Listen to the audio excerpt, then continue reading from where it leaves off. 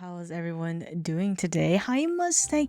After the team killing, that's crazy. I was just supporting Toki as a fellow Helldiver, supporting new Helldivers. I was playing some Helldivers before stream today, and hi Akatan, hello, and Mustang. I'm gonna go lurk and sleep this pain and soreness away. I know you did late day yesterday, right? Please, always take care of yourself, Mustang. Done. I know, lore. It's been a hot moment. It's been a hot moment.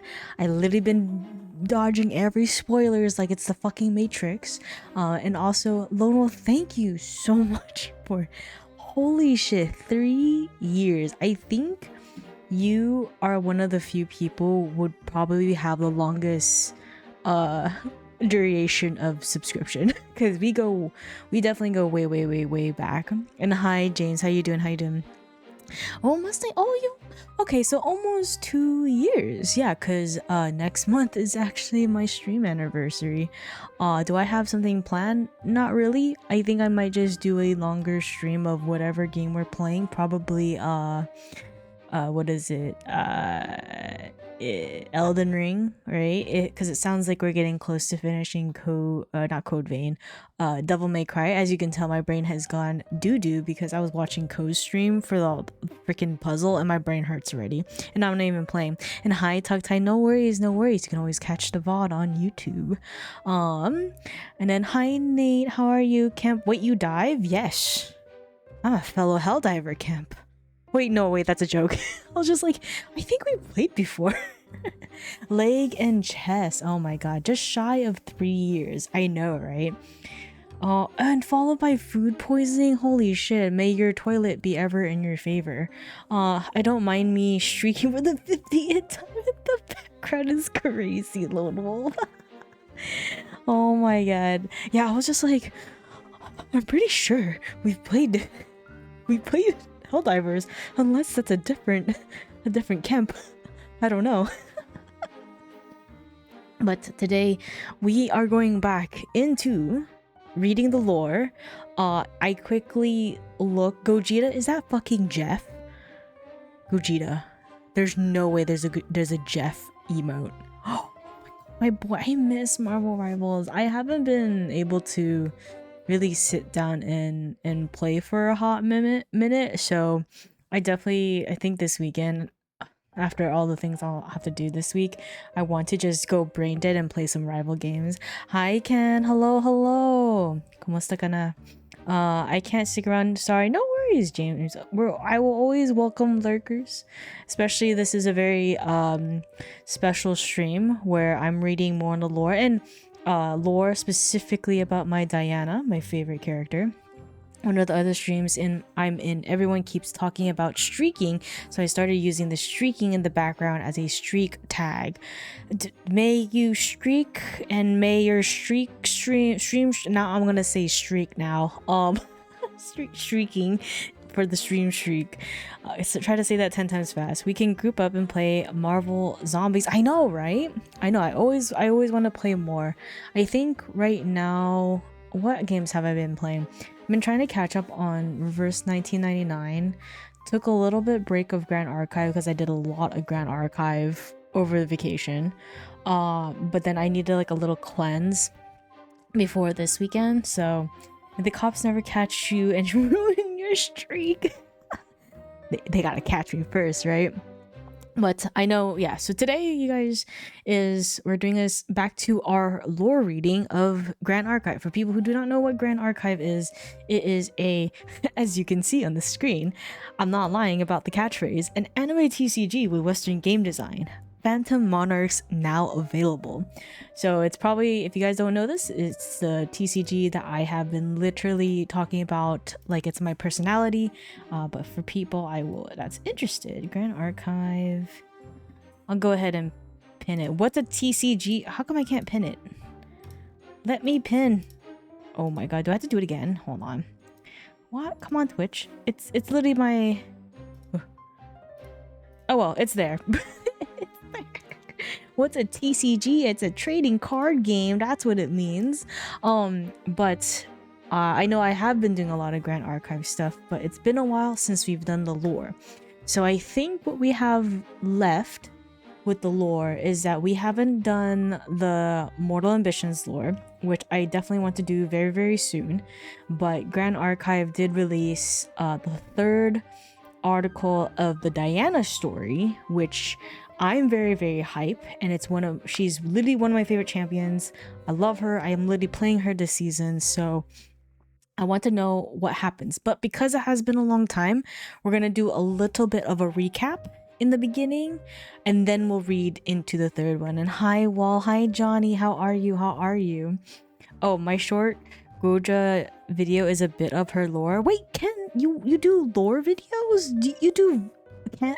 So people who are Grand Archive people, can I post your Twitter? Because people need to know your art. People need to know. Can I post? I did short anime. Okay, when I started looking at your Twitter, I was like, wait, holy shit, he does look a lot for Grand Archive. So if you are a Grand Archive fan, please follow Ken. Ken was able, with the help of a local friend, is gonna be able to give me some a token, a Diana token, and a Xander proxy that they've drawn. So please check out Ken. They are wonderful, and I think I did see a little bit of shorts that you did. Yeah, more Grand Archive, right? But yeah, we're gonna do a recap. I know the way that Arisanna calls her Die, I'm just like, yay. We did some dark dealings in a set. You know what? It wouldn't be a TCG if you don't do the sketchy parking lot deals, right? Of cardboard, of trading card games. The amount of when I've heard about that as like a joke from friends, I was just like, there's no way people do this. I legit trade cards or get cards from friends at a parking lot way too many times, and it's like not on purpose too. It's like literally not on purpose. You could go literally inside the locals and but then no, we just did it right in the parking lot. We had no choice at Aki. Oh yeah, for Aki Ascent Akaba, right? Because of the whole thing. Yeah. I mean, yeah, you really did have to do parking lot deals behind the Jollibee at 3 p.m. is crazy.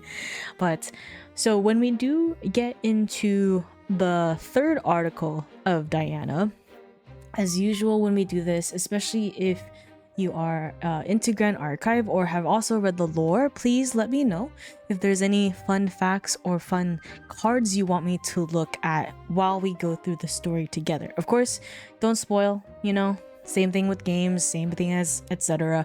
You guys wanted me to really react. I have been avoiding it for too long.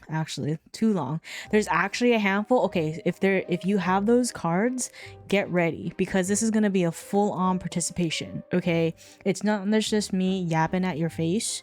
We're gonna try to see how much Arisanna, how much Diana and how much Grand Archive lore we're gonna get with this third one.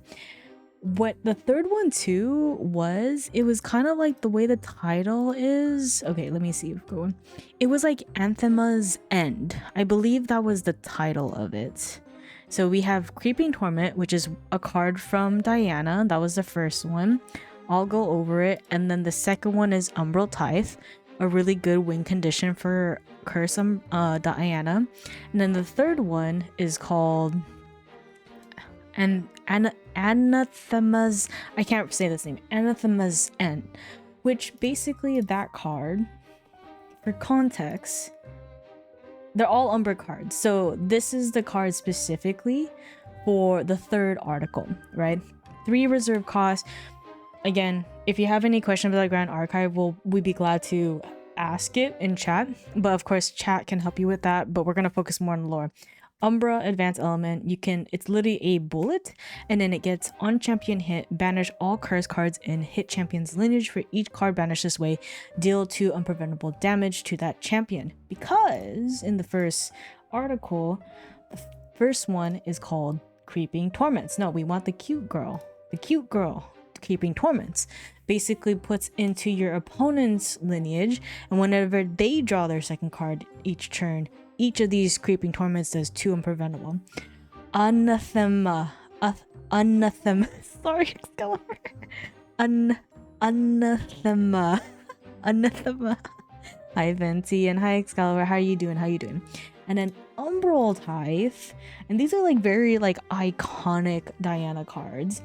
Basically, this costs less for each curses because you are putting those creeping torments that we just previously showed into your opponent's lineage. It costs less, right? But you can have curses yourself, and then each player would draw 2 cards, which again would do the unpreventable 2 damage from their creeping torment, and if they have 6 or more in their memory, that's additional 4 damage.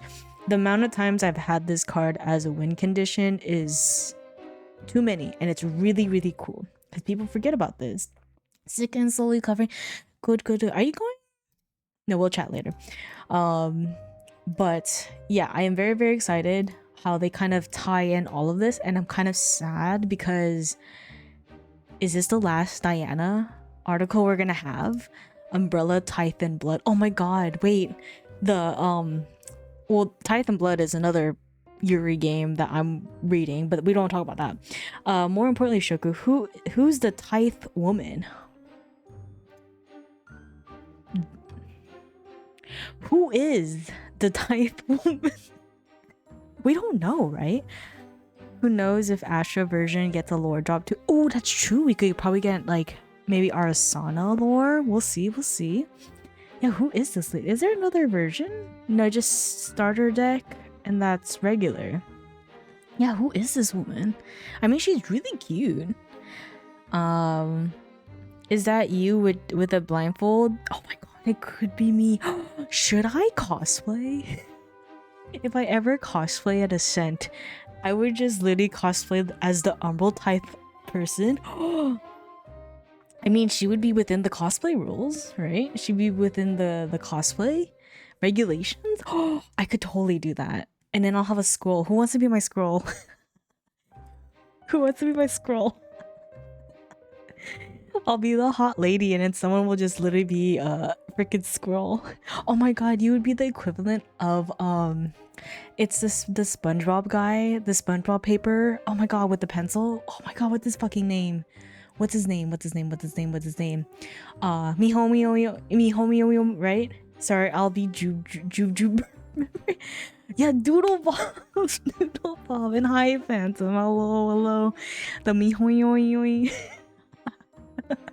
I knew you guys knew who Doodle Bob is, but okay, as usual guys, please let us know if there's any adjustments that needed on the stream, such as lowering the volume of the background music and etc. Remember the Hurricane Suite cosplay? Dude, I freaking love the Hurricane Suite cosplay. They should have won. I was just like, that was big brain. But yeah, let us go through a little recap. Okay, we're gonna do a little bit of a recap of these 2 articles because it has been a hot moment. I have my notes in the side, so I'm just gonna show like photos. Okay, so Diana 1, Creeping Torment. So basically, and this is my TLDR, correct me if I'm wrong at any time, because I literally read it last night and I was falling asleep because don't read, but I need to read more. So Diana 1, Creeping Torment. I'll just show you the guys' image. So Diana goes into Claude's laboratory and she sees the gun that Claude was offering her called Gloamspire Lance. And then for a visual, Gloamspire Lance, very cool card, is this. Where on hit, deal X unpreventable damage to hit unit, then recover X, where X is the amount of curse cards in an attacker's lineage. Really cool, and even describe the whole casing with it. It's very, very menacing. But then Diana was just like, no, Claude, I don't need it, blah, blah, blah. I don't want that, because she's all about being good and, you know, for justice and stuff like that. I think so. Then Spring at Dusk. Basically, Diana was protecting the group that Arisanna is a part of, where the group that Arisanna was a part of was making the Mercurial Heart, right? Which was going to be potentially saving the world, which is the whole point of why she's sent there, to be a champion for Grand Archive, right? Save the world, the seed of the world. But she meets Tristan, all right? She meets Tristan, they get into the battle. Tristan was just like, "You're too weak, girl. I got you." Diana literally got her ass whooped and stuff like that, and then she was just like on the ground. She took something, I forgot what it was, and was just like pathetic. Boom. Attempting to recreate the Mercurial. Thank you. Basically, Diana lost, right? Against Tristan. Hot, 2 Umbro girlies. Amazing. And then Diana was just like, goes back to Claude because she got her ass beaten and everything. And then was just like, I need this Gloam Spire Lance because I got my ass whooped. So Ari already has my Mercurial heart. That's crazy. Hi, Commander Red. Only adjustment I would say is to turn your mic down to 0. Got her what? Yeah, wait, is it actually too loud? Here, I'll lower it a little bit. Is that better? Is that a lot better? Oh my god. I can't be in front of my micro. I know, right? So she was just like, okay, I'm gonna use this Gloamspire Lance to you know, protect the Mercurial Heart, right? Want to look at Synthetic Core and Mercurial Heart cards? Yes. So let's look at Synthetic Core. Actually, I haven't looked at I was saying to essentially turn off your mic. It was, oh jeez, god damn it. I think it might be better. So okay, wait, is Synthetic Core Regalia item, warrior artifact? Whenever a non-token automaton ally you control dies, you may banish Synthetic Core. If you do, return that ally. Why don't people play this? Oh, it's probably because it's more automaton. Oh, so once, and then what's cool with Grand Archive is that the flavor text actually adds to the lore, so we have to look for these cards, right? And what I was gonna say, once Claude's crowning achievement, now his constant reminder of failure and humiliation. So is it basically, correct me if I'm wrong, was this the original heart of a chemical revolution world, right? And Ari and the group that she's a part of is trying to recreate it. Did the Synthetic Core get damaged during the war, right? Because there's a war happening in the chemical revolution. And that's why Ari and the group is trying to replicate it with Mercurial Heart, which Mercurial Heart is a divine relic, something very, very special. As you can read here, it's this heart. So what was I gonna say? I can't get B in front of the girl. She gotta riz up her girlfriend, my lord. Hi, Guia Corn, how are you? Okay, let's see. Yeah, because it kind of looks very similar, right? Very, very, very similar. So that was Diana 1 Creeping Torment from what I got. And look at the altar version too. Altar version. Oh yeah, you're freaking right. And this so this was a card in Mercurial Heart Altar, so with the alternative art that looks like the synthetic one. No gout today, except, oh my god, we'll go out after this, but like I really pulled a muscle and it's finally starting to heal. And this lady is Rose Internal Pendragon. Let's get her nice CSR one. It looks like Rose, right? I think that is supposed to be Rose, which if I remember correctly, Claude, the lab guy, he has these bots, right? He's the genius. He's making these robots, right? Claude, he's married to Rose. Or wait, no, is Rose their daughter and Dahlia is the wife? Right? Dahlia is the wife of Claude and Rose is their daughter. Correct? I think I got those right. But you can see here in Cleansing Reunion. Okay, Dahlia is wife. Oh no, we don't want the new one. We want the old one. Give me the old one. So Claude Claude, which Diana met in the lab, Haizuni, with Diana, that he's still alive. Dahlia is the wife of Claude, and and Rose is the daughter. Thank you for the hydrate. But as you can see here, it's very, they dropped the new spirit card. Oh, they did. Wait, Excalibur, can you send it to me? Can you send it to me? You can DM it to me. But as you can tell, they're more robotic, and the class of Dahlia is automaton, right? And same with Rose Internal Paragon, automaton. They're dead. They're no longer. And so Claude made them as automatons. Boom. So we know that, and then that's all the Mercurial Heart. Cool. So we got Diana 1, and then in Diana 2, Umbral Tithe. That was a little bit more ALC lore. This one, I have my notes. Okay. This one was really cute. Okay, we're looking at this beautiful art. Diana was on the bench. Arisanna was just like, hey, something's troubling you. What's up, girly pop? And then Diana's like, no, I have too many emotions. I'm so emo. Alright, I don't want to tell you. Oh my god, sorry, I hit my mic. I don't want to tell you. I don't want to do it. She's like, die, just freaking open up to me. And she's like, not now, blah blah blah. And then she was I think I think that was basically it. And then a soft, small warmth came to the rest of her tensed hand. I'll be here whenever you want to talk about it, Di. We're in this together. The brightness of that moonlight promised Diana saw a glimpse of hope. I want to tell you, Ari, I hit my mic. I know, sorry. Did they kiss though? We don't know yet. We don't know. We don't know. I want in my fanfic, yes, squee again. In my fanfic. And then, now we get to this part, right?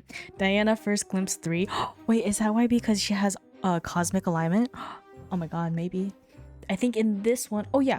So, I don't know what day, how many days after that, we see Diana with the new Gloamspire lance, right?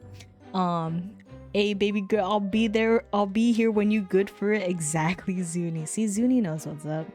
And she's fighting Tenoris, which Tenoris is one of the champions in Grand Archive that you can play. I mean, that's one of his, like, one of the cards, but he's a man, he's a dude, very, very strong dude. He likes to make a lot of swords or a lot of buildings, but he's hot. I think CSR, boom. Starts fighting Diana. But our girly pop was finally, because with the power of the Gloamspire lance, was able to defeat Tenoris. But when we were reading this lore introduced another character named Adrian, who was a partner of Tenoris. I think, if I remember correctly, let me know if I'm wrong, was when Tenoris came into this world, he came with Adrian. It was I think noted in the story, in the lore, that he's no longer here, right? And Tony is sad, emo.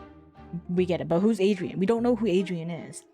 So he came, I think he came, didn't he? Or was he always here? Not sure.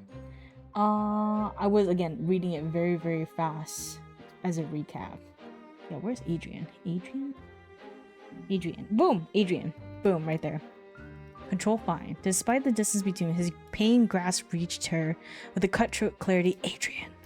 Tony was, okay, so he was already a champion of Grand Archive. So he already fulfilled his tests. Okay, gotcha. Hi, Toki. Autobots, you mean automatons, right? Oh, hi, Toki. How are you doing? So, Diana won that battle. Cool. It was a really cool action scene, especially like with this art here. Basically encompasses this. Cool. We're good. And then we get to the last one, Moonlit Dawn. Okay. Basically she's talking with Arisanna.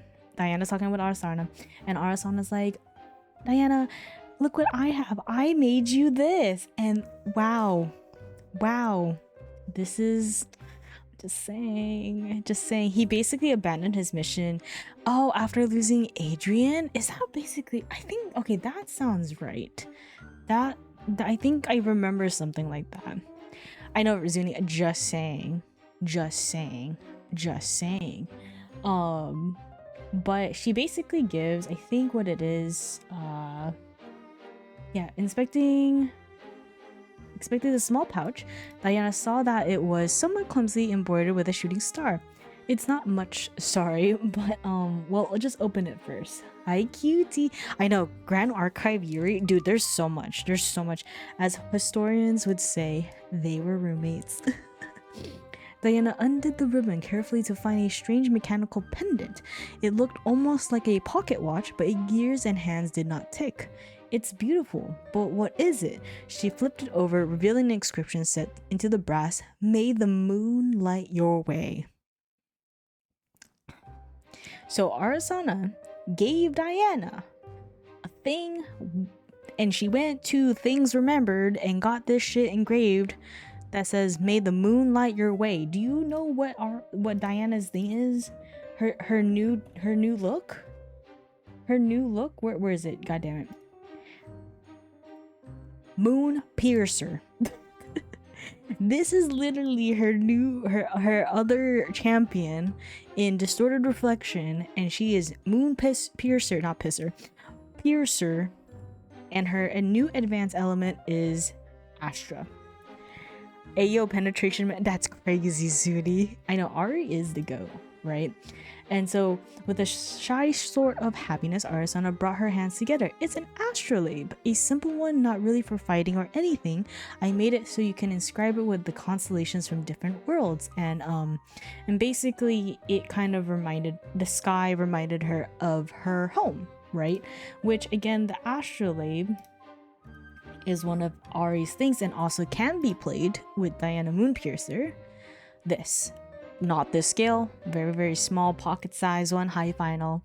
And what's crazy with this card is you can only materialize this card if this is the last card in your material deck, and only if your starting material deck size is 12. And it does, basically when your opponent has this out, you're gone. Oh yeah, there's the alt version. Oh, this one's so pretty, and it has Arisanna in it. So basically, Arisanna gave her a pocket version, a travel version, specifically for her. Her friend, Diana. Friend. And so, that is where it gets us now into Diana 3. Yeah, that end. I can't say it. Her roommate. Yeah, her roommate. This is such a cute art. Oh my god, wait. Do you guys want to see cute art? So, I already have it on my layer already. So, Ko, if you guys don't know who Ko is, I think Ko is still streaming, but I'm gonna shout her out.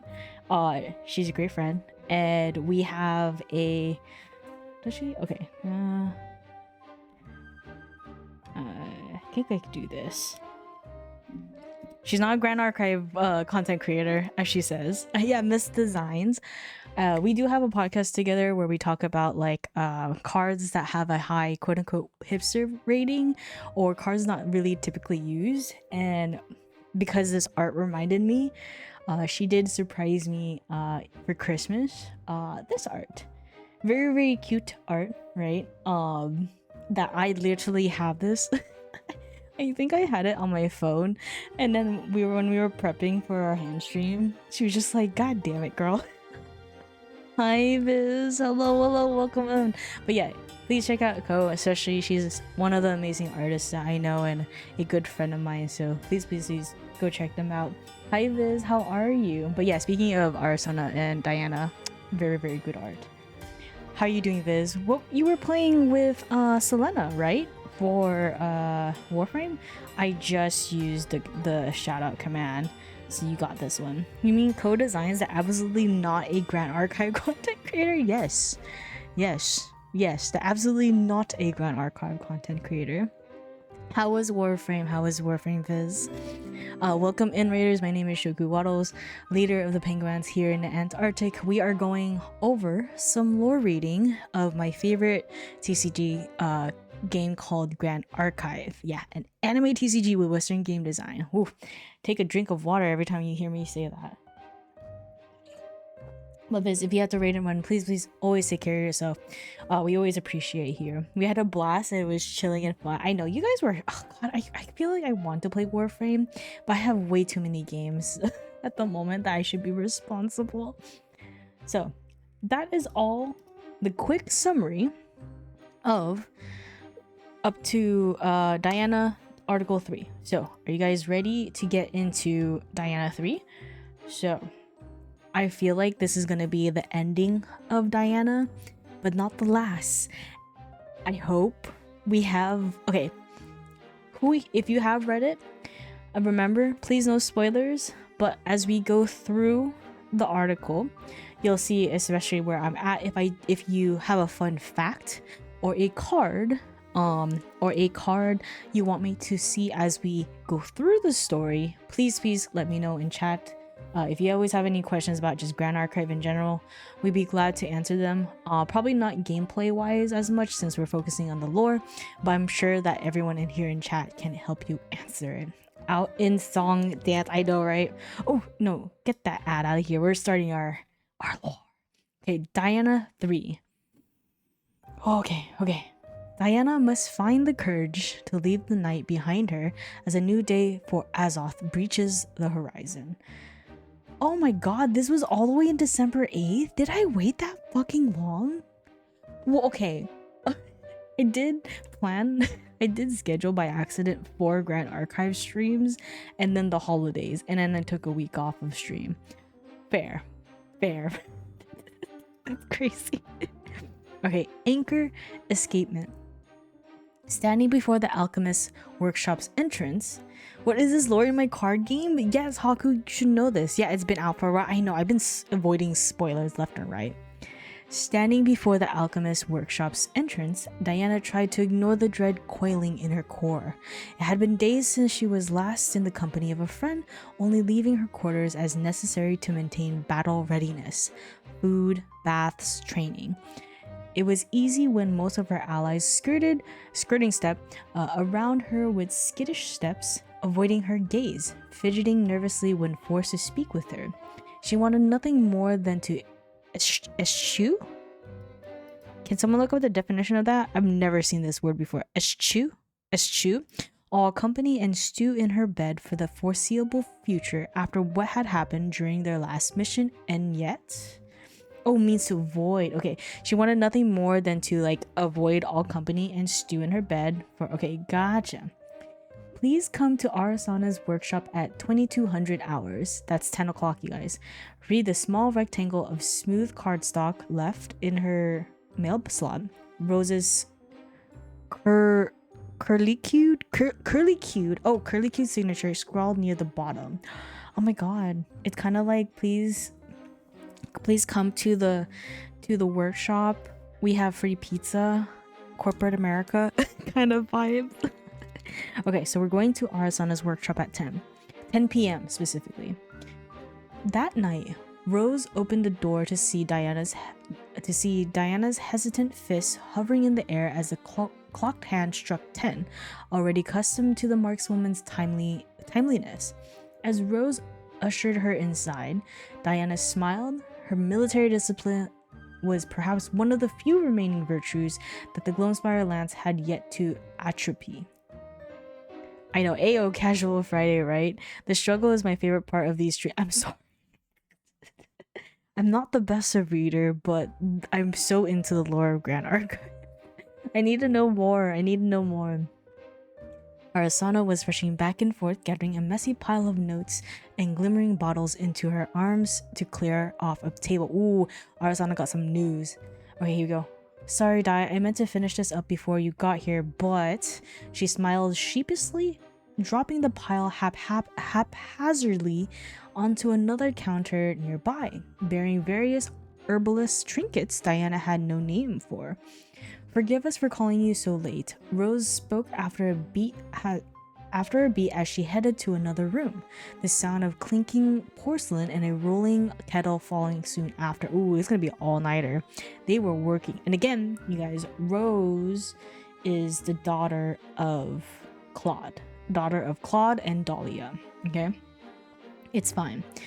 The workshop used to always smell of herbs, the powdery floral scent of dried freesia blooms, freesia, that's a token, being her favorite. Yet tonight it had the acrid, sharp smell of gunpowder, and oil, another simple joy taken by this never-ending war. Look up freesia. Yeah, actually, so for people who are not familiar with Arisanna's game, she develops a lot of herbs, right? And this is what a freesia looks like. If you roll, she likes to gather her herbs, right? Our farming girl getting that bread. But if you sacrifice it, you can recover 1. So this is for visual. It's a heal herb. Oh wait, and she had that all. The powdery floral scent of dry flesh being her favorite. Oh, yeah, tonight had an. Oh, that's so sad. She got them herbs. I know. Wait, that's so sad. So this is. Wait, is this Ari's favorite or Diana's? The workshop used to be smelling. Because this is speaking in terms of like Diana's perspective, right? Oh my god, so she likes the freesias. Oh my god, we need art of Arisanna giving her freesias. And when they get, I need fan art of them married and her bouquet is freesias. Oh my god. Oh my god. Wait. If you ever see a Diana cosplayer, just give them freesia tokens. God, it's so cute. Wait, that would be so good. That would be so good. Oh my god. Okay. Hey, Di. After some fussing about the room, Arisanna took a seat at the cleared table, an empty chair on the other end. I'm sorry about what happened. It was a difficult mission and I really don't want to talk about it, Diana replied as she sat struggling to keep her voice even. It was an accident and you shouldn't blame your... I said I don't want to. Ooh. I mean, Arisanna, you gotta back off, man. You gotta back off. Arisanna, I think we should respect Diana's wishes. Thankfully, Rose walked into the room just then with a tray, 2 cups and a pot of steaming tea. Atop it, we have something else on the docket, don't we? Yeah, something went wrong. Ooh, and Arisanna's just trying. She just cares. But then Diana's trying to be, she's she's in her emo stage, okay? This is her emo stage. Diana bit her bottom lip to keep silent as Arisanna pouted at the table. Rose placed down the tray and filling their cups. Automatons had no ability to eat or drink, but since Rose was made with the memories of a human, she always said she retained a compulsion to follow certain patterns from life. Whoever that human Rose had been, she had doubtlessly been a caring and thoughtful woman, considering how the Rose always tried to make her more organic friends feel comfortable in both body and mind. Oh, okay. So I was like thinking when they mentioned Rose, and Rose was also in the art that the article art they were promoting this when it was released. I was wondering if Rose at this point has passed and as the bot, or is this the real Rose? But this did confirm again. This is Rose, the automaton, aka bot version of the human, which Claude made, right? When both Thalia and Rose passed. This is gonna be tough. The reason I called you here is, standing patiently beside Arisanna, hands folded neatly in front of her, the red-headed automaton spoke slowly while the two had a sip of their tea. Well, forgive me for speaking so directly, but I wish to ask Claude to leave the automaton resistance. Oh shit. Diana couldn't hide her surprise, her teacup clanging as she placed it down. Now? But we need him. If something were to happen to you guys, who else would be able to figure it out? Yeah, because he literally makes the automatons. Like, why do they want him to leave? Ooh, it's getting spicy. Well, he may be our creator. I believe automatons have gone far beyond his designs. His methods are ruthless, and he She hesitated for a moment, eyes downcast. He still fails to understand my heart, as he did with the human roses. I no longer believe he can change. Specifically, Mikura hearts that allowed sentience. So basically, like they become their own being, right? Well, I guess that's the meaning of sentience, right? And that's the difference between just like a regular robot and what a automaton is in the Grand Archive world. See, the thing is, I don't know much about Claude. Like, was he bad in a sense? Does anyone know that? So again, for context, this is Claude. I think he has a CSR. He does have a CSR. So this is Claude, right? And Rose was just like, can't change him. Is there something wrong? We need him out. We need him out, girly pops. But why? He's like one of their geniuses and literally is the maker of these automatons. Not necessarily bad, but the lack of ethical boundaries. I see. Which I feel like I'm not a scientist specifically, but I feel like with scientists, there's a lot of ethics that comes into what you can do, especially post-wife death. Oh, okay. Yep, that makes sense. Especially post-wife death when Dahlia passed away. Oh, he became a mad scientist, huh? Okay, so basically they want him to leave. And Rosie believes that my current understanding of automaton construction has progressed far enough that we don't need to consult him either, Arisanna added, her voice colored by an unusually serious undertone. If something did happen, I mean, ooh, bro does not get his stuff passed by the ethics board. No, he doesn't. Well, I feel like there should be something against, making bots of your past relatives or something like that. I don't know. He made the Gloomspire after all. He did. And it's like you heal from putting based on the amount of curses your opponent has, which is kinda evil. Have I played that card? Yes, I have. Because I'm an Umbra girly. It wasn't that she disagreed with Rose. His involvement with the Gloomspire black market, even before the war, showed a rootlessness that Diana fundamentally disagreed with. The more she learned of him, the more flaws she found in his perfectly respectful demeanor. However, what if Arisanna was wrong, and she didn't know something crucial? What if he turned against them, feeling jilted by the rejection of him? Losing Claude would gain them the moral high ground, but that meant that everything she had done was... Now, recreating dead people would definitely pass it into... That's crazy. That's crazy.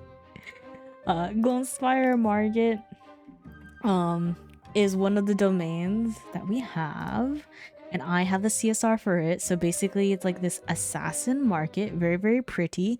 It's kind of giving like the undergrounds of Arcane, but I have this CSR where Diana's in Gloomspire Market. Beautiful. Claude does not do OSHA compliance. No, he does not. No, he does not. Yeah, that's why we need him out. Claude created weapons for the black. Oh, so that's what he did. And the black market is Gloomspire here, as you can see, Gloomspire black market. I'm not gonna lie, I didn't know it was called black market. I just knew it was Gloomspire, and then I saw Diana and I was like, I need this to meet. And so it was like a last resort. God dang it. But this is a pretty Diana art, right? Very, very pretty. Okay, and so now we're kind of conflicted. Right now we have Rose and Arisanna are like, Diana, we need him out. But Diana's just like, but what if we need him? What if it's actually the wrong decision to kick him out of the resistance, right? So we're kind of in that border, on that line. Of course, I will discuss this with Dahlia, the wife bot, and the other automaton leaders, but I felt that as champions and protectors of the world seed, your agreement was paramount. So this is, if I remember now, Arisanna is part of the protector of this world, the chemical revolution world, protecting the world's seed. Is it her and Arisanna? No, it's just Diana, right? Because Diana's trying to... I'm trying to remember. Because overall, in general, with Grand Archive, is in order to be a champion of Grand Archive, you need to save a world from getting their world seed destroyed or to die, basically. Okay, so it's both Arisanna and Diana. So basically, Diana is fighting and protecting Arisanna while Arisanna is trying to get this Makura heart here. Got it. And so they're protecting the world seed. Got it. And then you have Merlin just going world to world, starting shit everywhere. Starting shit. She's just starting shit left and right. She's just starting war crimes as the Crux player. Oh my god. Diana nursed the cup as the ensuing silence pressed down on her. Doubt slithering closer with its shadowy tendrils nipping at her feet. She couldn't understand how Rose felt anything but apprehension as this one choice threatened to veer the course of the war straight into the unknown. Everyone was moving ahead of her while she was still losing control of the Gloamspire lance and endangering her allies on the field. Frickin' Merlin. I know, frickin' Merlin. Why is she hot though? But why is Merlin hot? If evil, why hot? After everything they had been through in this battle-torn world, she owed her friend that much. I'll follow your lead, Rose, Diana conceded, earning a sigh of relief from Arisanna. Okay, so they were worried that Diana was not gonna agree, right? Merlin comes, starts shits, leaves, and still not shart. Not sure. Oh wait, did I miss one line? Oh wait, wait, I got distracted by Merlin. Merlin comes, starts shit, leaves, and still starts shit after she leaves. Exactly, Excalibur. I did miss a line, sorry. So, her ally, Gloamspire Lance, and endangering her allies on the field. Across from her, Arisanna stared back with a quiet question. Her shoulders squared with confidence. Do you trust me? I can show you the world. Shining, shimmering, splendid. That was the first thing. That was the first thing that came to mind. Was the whole Aladdin reaction from Disney before the freaking famous A Whole New World song comes. It's like literally Aladdin puts out his hand. Is like, do you trust me?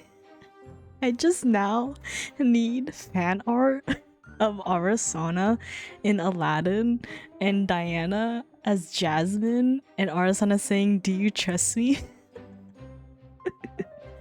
I know, right? So that's why she says, I'll follow your lead, Rose.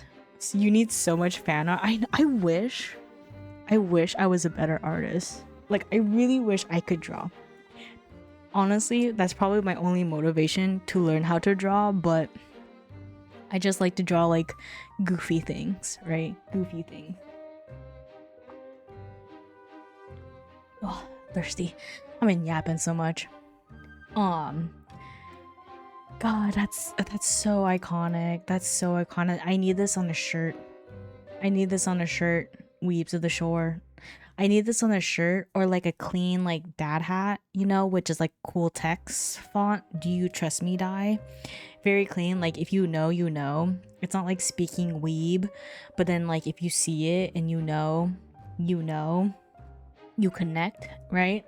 So yeah, Diana conceded, earning a sigh of relief from Arisanna. This is your world, and you'll be the ones to live with the consequences once we were needed elsewhere. She's right, Rosie. Arisanna turned to her ally, reaching to lay an empathetic hand on her forearm. It's your future to decide, and you already know that I think your logic is sound. So everyone's on the same page now. Thank you. Rose gave a slight nod of her head, smiling gently. I am ever so glad that you two came to our world, and that you confided in me about your mission. Arisanna giggled at her formality as the automaton walked away. with a small nod before turning back to Diana with a burst of nervous energy. Oh my god, why are you nervous? There's something else that is she gonna go on one knee? Sorry, the fanfic Shoku mind came in. It came into mind. Sorry. She did not go, it's on the lore. She did not go into one knee. There's something else, Dai. I bet that's the sweetest sound Diana's ever heard. I know, right? I mean, Arisanna literally just like her trying to be there for Diana, and then Diana just like, you bet she's like, you know, putting this like tough facade, but then anything that Arisanna does, she's just like giggling in the inside. She pops out the Grand Crusader's ring. Not terrifying? Wait, you think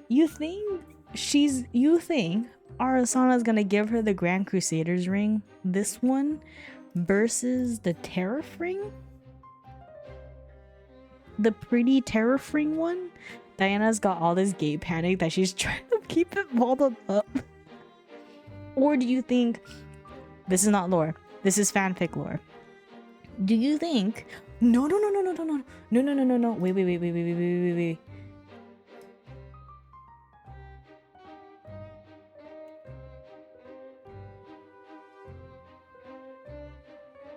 We already answered her question. So Akatani, you may be right that Arisanna, this is our fanfic lore, not official lore, okay? Just for context, fanfic lore. Arisanna gives the Grand Crusader's ring to Diana, where Diana gives her the Tariff ring, as you can see here in the Rarefest unofficial lore, yeah, where Arisanna gets the Tariff ring one. This is really pretty. I wish, not gonna lie, I kind of want to get this, but I know this is gonna be super expensive because, not gonna lie, Arisanna fans go hard for Arisanna cards and merch. Y'all are on a different level, and I super appreciate that. I super appreciate the enthusiasm that Arisanna fans have for Arisanna. It's crazy. I love it. But yeah, back to the official lore. You still need a copy? I think I had a friend who won it, and I'm just like, god damn it. Lucky. And I think they are a Arisanna fan. We fund half of Weave's annual. Yeah, you do. Rose made her way. Okay, back to official lore. Rose made back her way with a large gleaming artifact in her hand, a rifle that glimmered in the darkness like a lodestar. It was almost resplendent when Rose placed it on a nearby countertop, the lamp light hitting the curling tendrils of gold that snaked around its mahogany body just so it to reflect dappled golden light on the counter. Diana stood to inspect it on reaction. The craftsmanship gave the body a wooden, organic impression, and whatever metal it was shining like a lacquered antique. The most peculiar aspect was how it interacted with the shadows, nestling into the darkness instead of blending into it, the astral shard serving as its scope lens flickering in the low light. Oh, it's a shard.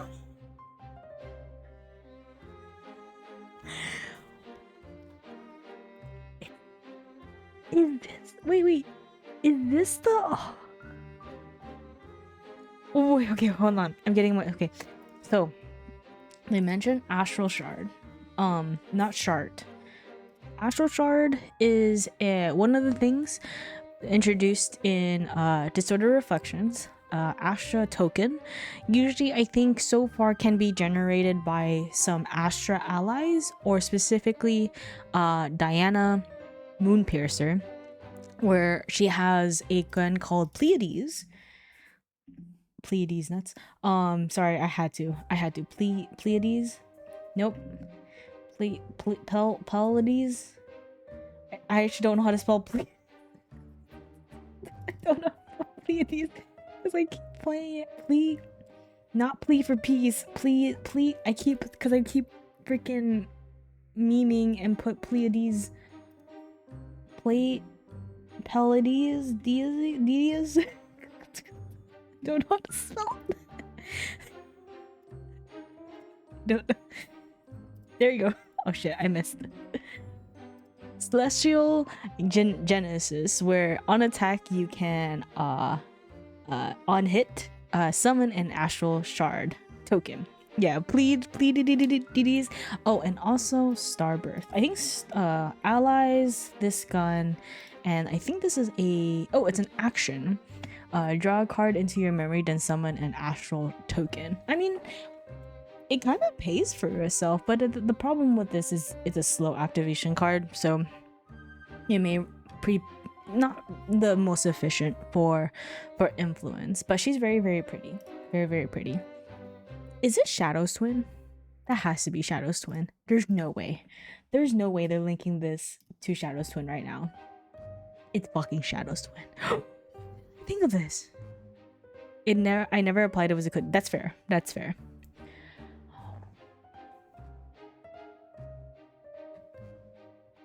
You're kidding me.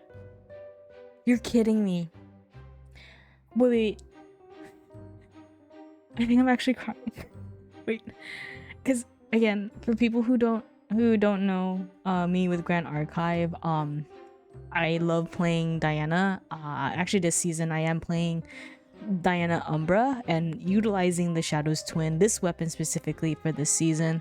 And I think it was like these were one of the cards that I really liked in playing Grand Archive, because basically whenever it gets loaded, it gets +2 until end of turn, so you can keep loading bullets intention of the attack. And this is where you can summon a lot of the thing called Tase Lock or double creeping torments on your opponents. You're playing Diana this season? Unheard of. I know, right? I'm playing Diana this season? Crazy. Well, we're gonna try. I think I will say this season I finally found a deck after trying a lot of other decks that I have fun with this deck. That's the number one, and I can pilot pretty well, which I think is a double win for me. So you're saying, based on this and based on this art, that this is the Shadow's twin, and it's saying the astral shard serving as its scope lens. That's crazy. Wait, hold on. We're not there yet. Rose made her back with the gleaming artifact. So are you saying, did Rose and Arisanna make, this is my guess right now, we're kind of making guesses until we progress, made the Shadow's twin or Diana? If that was I'm more back to a fun deck that's more untapped potential. Heck yeah. Done beats. Oh my god, okay, wait, I need to read more. So this was the promo art that they showed in when they released this article. So we had Rose. I was blocking her in the little teaser in my graphic. We have Diana in the middle with Shadow's twin. That's definitely Shadow's twin. Yeah, because it even has this U thing right here. That's definitely Shadow's. And look, I didn't see the placement because I only saw the eyes. So I was just like always joking about like, get you a partner that looks at you the way that Arisanna looks at Diana. I'm just saying, look at that bicep, look at this hand position right here. See, Rose not doing that. Arisanna is doing that. Just saying. Okay. So they did. Okay, if only I could get a woman to look at me at all. I didn't mean this. I didn't mean to laugh because that was too true for me, for a lot of people. That was too good. Not you particularly. I think you're wonderful.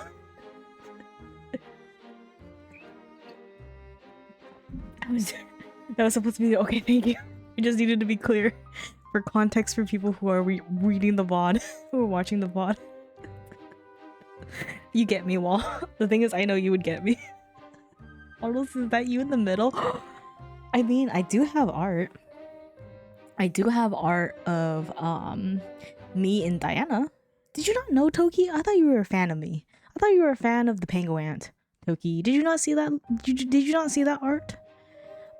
So I think for a long time, I think yeah, last year, I was friends with Kokone when I was starting Grand Archive streams, and then we were kept on doing like a lot of Grand Archive streams. So uh I did like a duo art commission of me as Diana and her as Nico, one of her favorite Grand Archive champions before she ascended or aka graduated.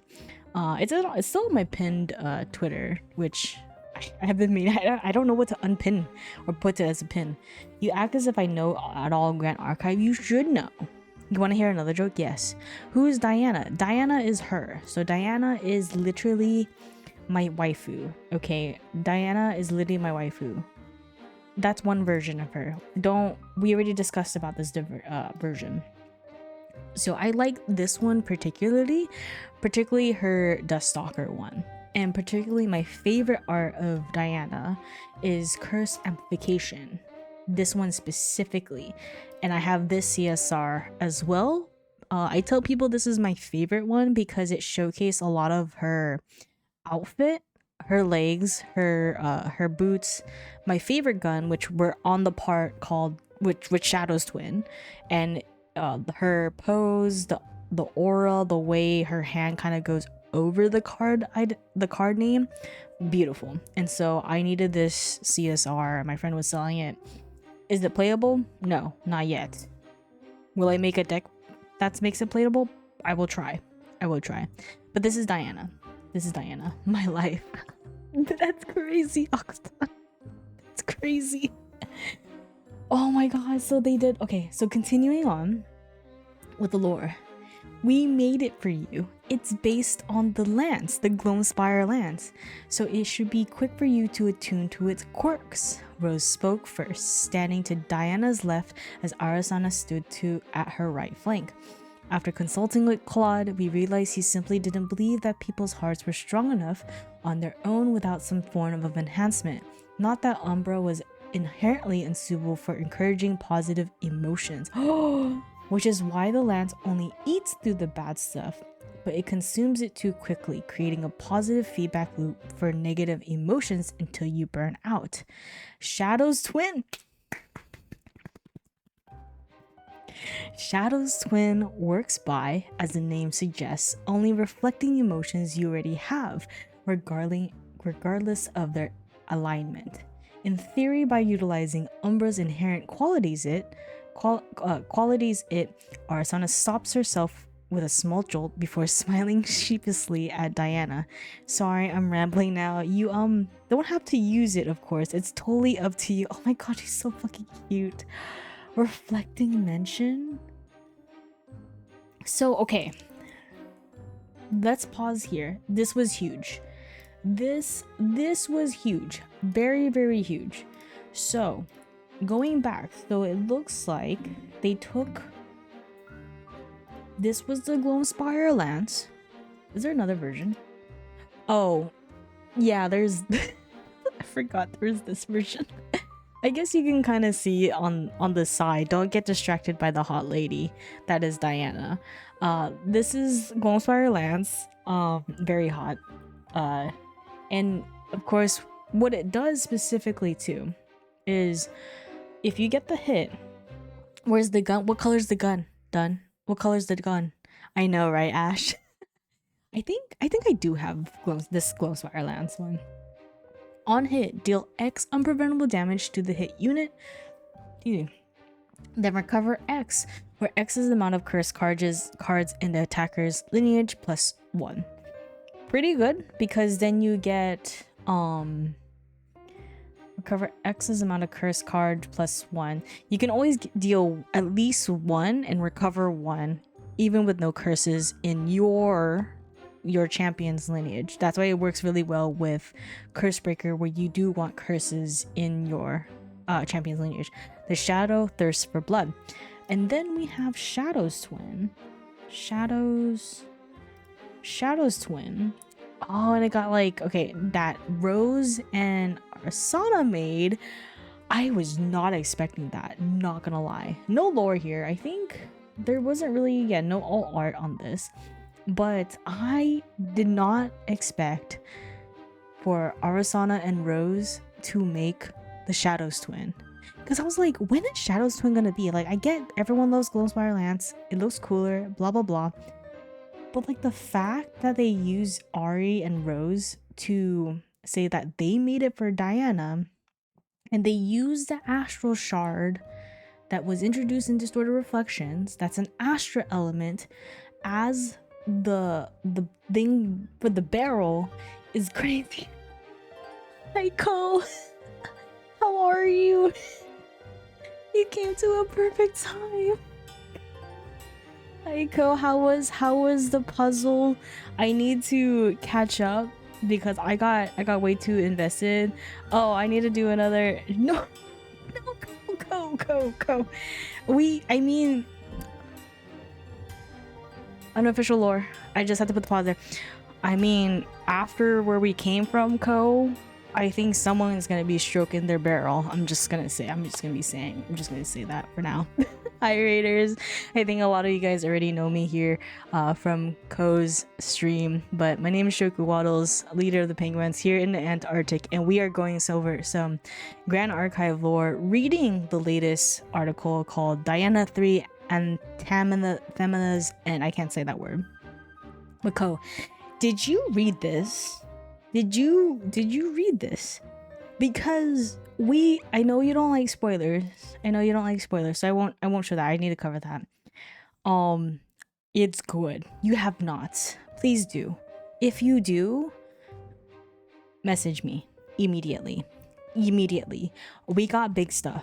I'm going to be messaging a certain person after this and be like, girl, I am not okay. I am not okay. Yeah.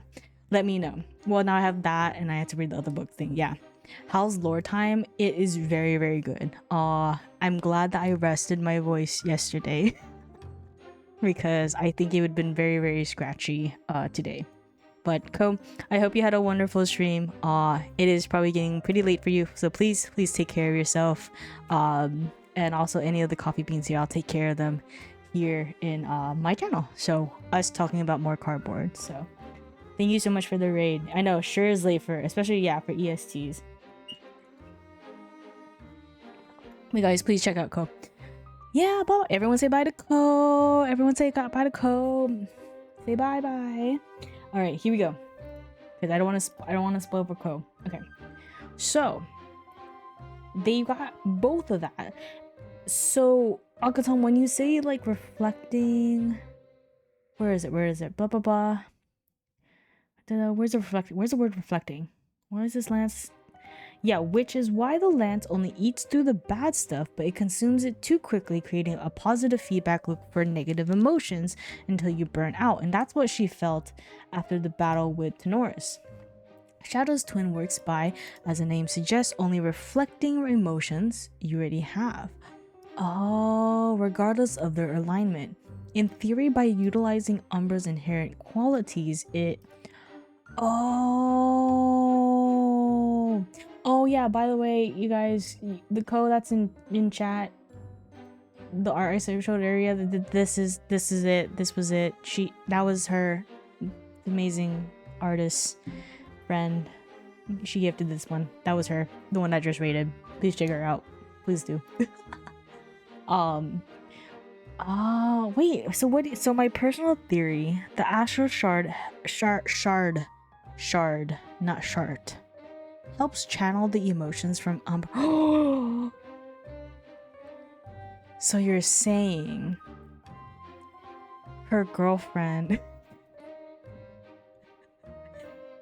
keeps her grounded. Keeps her grounded so she can aim better. Yeah, Ari really out here saying I can fix her and succeeding. That's crazy. I know, Wall, right? No, that was honestly one of the very talented artists I've gotten to know. Very super funny too. So please do check her out. That's why it sits in darkness instead of wrapped in it. Oh.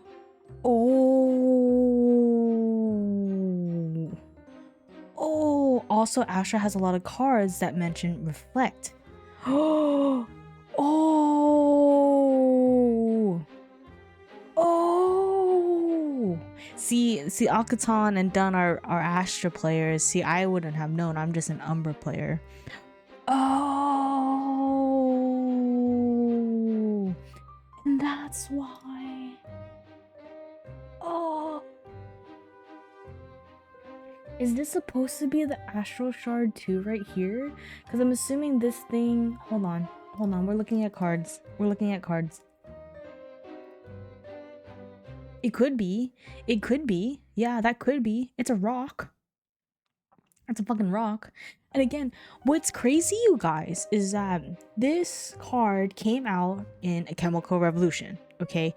For context, we're gonna name the sets in order of release, okay? Keeping track. This came in a Chemical Revolution.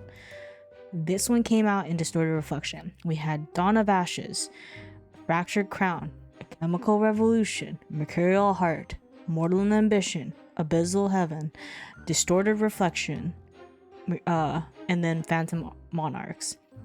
They were literally... So a Chemical Revolution was 3, 1, 2... I'm looking at my boxes. 1, 2, 3, 4... 1, 2, 3... Like the 4 sets or 3 sets in between each other. And I think that's what's crazy, is that we didn't know, or now lore-wise confirm, that this utilizes the Astral Shard with Shadow's Twin, which was made DTR 7. It is 1, 2, 3, 4, 5, 6, 7. Yeah, DTR is the 7th. The Chemical Revolution is the 3rd set, and this is including expansions as well. But Chemical Revolution is the 2nd main set, and Distorted Reflection is the 4th main set. Correct.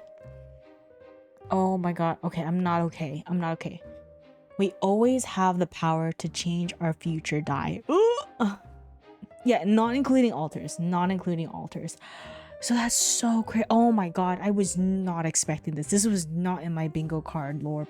This was not in my bingo card, Weeps of the Shore. Okay. I'll take it, Diana answered, more sure of this than anything else in recent memory. It can't hurt to try. See, and what's crazy is, like, remember we had the recap, Creeping Torments Article 1, right? Where she hesitated to accept Claude's Gloomspire Lance, right? Until she got her ass kicked by Tristan, and I feel like in that lore and the way I was reading it was that she felt she needed more power in order to be stronger, right? Then took on the Gloomspire Lance, got some bad juju when she was fighting with Tenoris, but then this time she took the Shadow's Twin with no hesitation, right? And wanting to try. Hi, Eagle. It's going well. I've been yapping. Whew. Yapping here. But how you doing, Eagle? So now we're in another section, going into Mechanical Oscillator. That was an amazing first part of this article. This was amazing. This is great. They raced through the hollowed marbled halls surrounding Dormigia's exalted throne. Okay, let's have a visual, because that's a domain. Dormigia. Exalted throne. I think this is the best one. Yeah. So imagine this. Okay. Imagine this. I'm safe conditions, relaxing, just wanted... No worries. I hope you're having a wonderful staycation. I love this article so much. It is so fucking good. It's so good. Thank you so much for the high rate, Commander Red. It's so good. So don't worry about the text underneath it. But this is the environment this article is gonna be. I wanted to show this because just to set the tone. And it says humanity's ascension glided in iron, onyx, and gold. And I believe, if I remember from the Chemical Revolution lore, this is where Cordelia sits. This is where she hangs out. Which Cordelia is the Kaiser, this girly pop. Nobody else worries about the text of Throne. Yeah. Which I think, yeah, this is where she stays. We love her. Big shield girl, big armor girl. I know we have a lot of fans of this aesthetic. Me too. We love this girl. Girly pop off. Okay. So they're racing through the marble halls of the Dormigia's exalted throne. Dahlia, who is Claude's wife, but the automaton version, shouting commands to those behind as Arisanna and Diana led the contingencies. Each second flowed past them as swiftly as sand down the hourglass, but Diana felt the scrape of their passing like lightning down her spine. Still, she felt none of her usual anxiety, no longer running away, but rather alongside her power. She'd even say that the weight of the Shadow's twin in her grip was a comfort amidst the chaos. Because your girlfriend made it for you. Unofficial lore. It's cool lady. No, I love Dahlia. I wish Dahlia doesn't get shut. I wish Dahlia was more playable because she's such a cool ally. Why is the language borderline spicy? No, it is. It's so good. I'm just like, whoever wrote this, if it's apricot again, dude, please. Also amazing writing, but like, you are teasing us with this ship. Chaos had threatened to consume Azoth whole. Oh my god, Obliviate. Okay. Obliviate had infiltrated Dormigia and taken control of the Kaiser's glorious iron wrought castle. Wilcock and Nico tricking both Cordelia and Tenoris into deploying onto the battlefield and leaving their homes defenseless. Okay. People who don't know who the Obliviates are, just a recap. Ooh, so Obliviates are the baddies. There are 3 people in the Obliviates, okay? One of them is Vanitas. He is the leader of the Obliviates. You guys can read this because I've already read this before. He's the leader of the Obliviates, the bad guys, okay? The baddies in A Chemical Revolution. I don't know why. And then we have, who I think really should be the leader, is Nico, but she is a lieutenant and bodyguard for Vanitas. Hot lady. We love her. Then we have Polcock. Okay, he's leader of their he's a lieutenant of the Obliviates, so works with Vanitas. Polcock's my goat, just saying, because he is another ranger guy. Very aggro, very fire based. But they are part of an organization called Oblivious. They are just the baddies. They were the baddies that hired Tristan to infiltrate Arisanna's headquarters, but that's where Diana got her ass kicked. Okay, that's where she got her ass kicked before she got the Gloomspire Lance, who everyone calls Polcock instead of Polcock. Polcock. No, it's Polcock. I think accurately it is Polcock, like how it's said, not Polkhawk. I don't even know if I can say that. Polkhawk. No, I just say Polcock. Hi Radical, how you doing?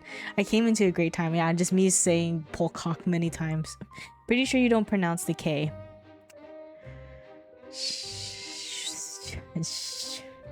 You know, Polcock's my goat. Anyways.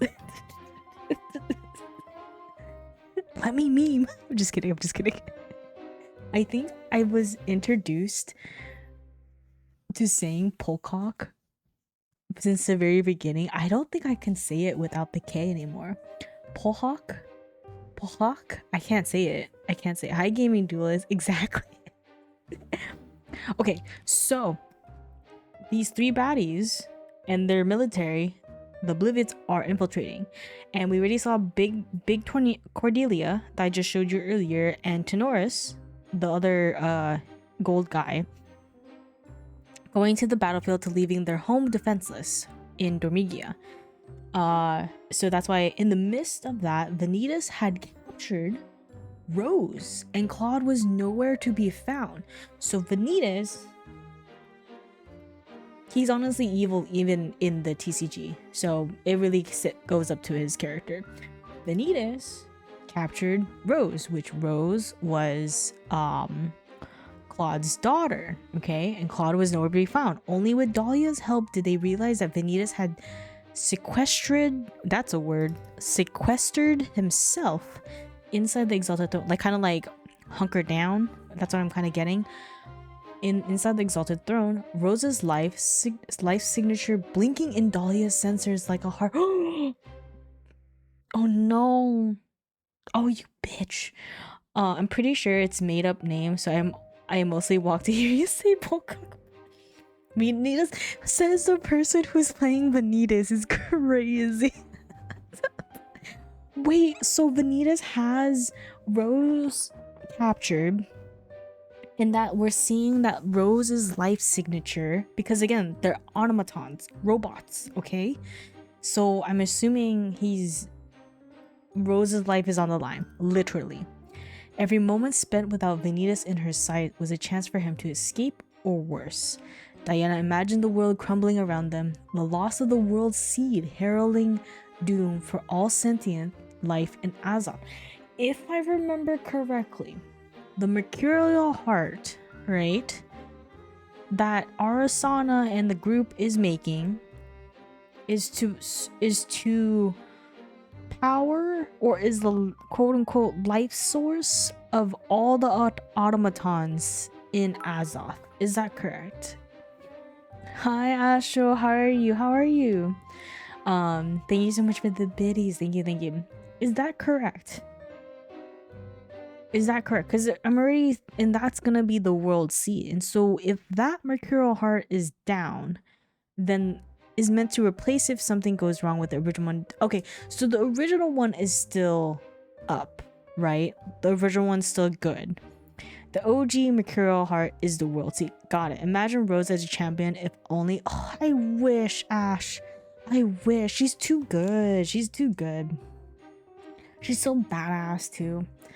Okay, I'm getting this. So this is getting intense. When the hallway was dyed an iridescent rainbow, stained glass windows detailing Dormigia's mythology looming overhead. They knew they were almost there. The pair of massive doors leading to Exalted Throne came into view, but Diana heard the whistle of a projectile hurling outside just as the shadow screamed at her to stop. Oh, I swear to— thank you, Prototype, for the stretch break. I need to stretch like slowly because that's where like I pull the muscle on my neck, so I'm like slowly stretching that, but I so appreciate that. Oh, that felt good. I swear to God, if Arisanna gets shot, I'ma throw hands. And we're gonna, all the Arisanna fan group, we're all gonna throw hands at a piece of paper. We're all gonna throw hands. Okay. The crash was deafening. 1,000 shards of scintillating color glass herald. Is it Merlin again? Because you know who has that word? Merlin. I see that word because I can't pronounce it. Scintillation.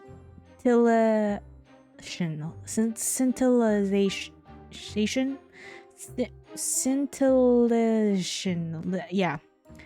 Look up some Neos. Say the word. It's this. When I saw glowing shit with that word, this is— yeah, words are high Rex. I can't, and they keep going with more SAT words. I'm like, is this just me trying to learn to widen my vocabulary? Wait, what's Neos? What's a Neos card? I love that I joined stream and you can't pronounce a word. I can't. You keep losing the English language. Scintillation. Scintillation. It's just scintillation, right? Am I putting too many words there? Scintillation. Infinite scintillation. There you go.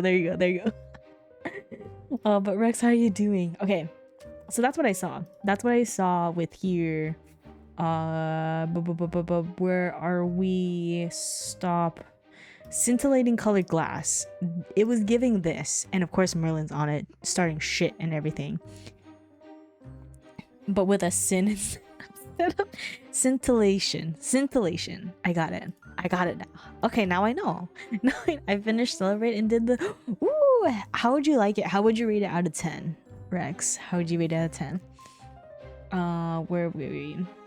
Oh yeah, so 1,000 of shards of scintillating colored glass herald a veritable meteor. When the dust settled, Diana found herself crouched on the ground while Arisanna stood before her with her arms outstretched. Oh my god. 8 out of 10? Okay, then I'm definitely gonna try to get I should get it on sale soon. Above the ground shimmered a brilliant dome of refracted light, protecting them from the falling debris, each shard of glass dark onyx rock bouncing harmless off of it. Amidst the smoke of refuse stood the luminous Auros Kaiser, Her Excellency Cordelia. So imagine this freaking girly pop protecting you. She's literally protecting. Are you talking about Dustlight Communion? No, that's outside, man. That's outside. Other way. Hio? What Hio?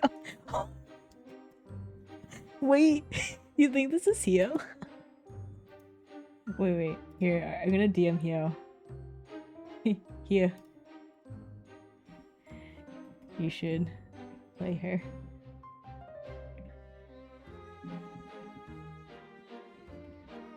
But it's to Norris.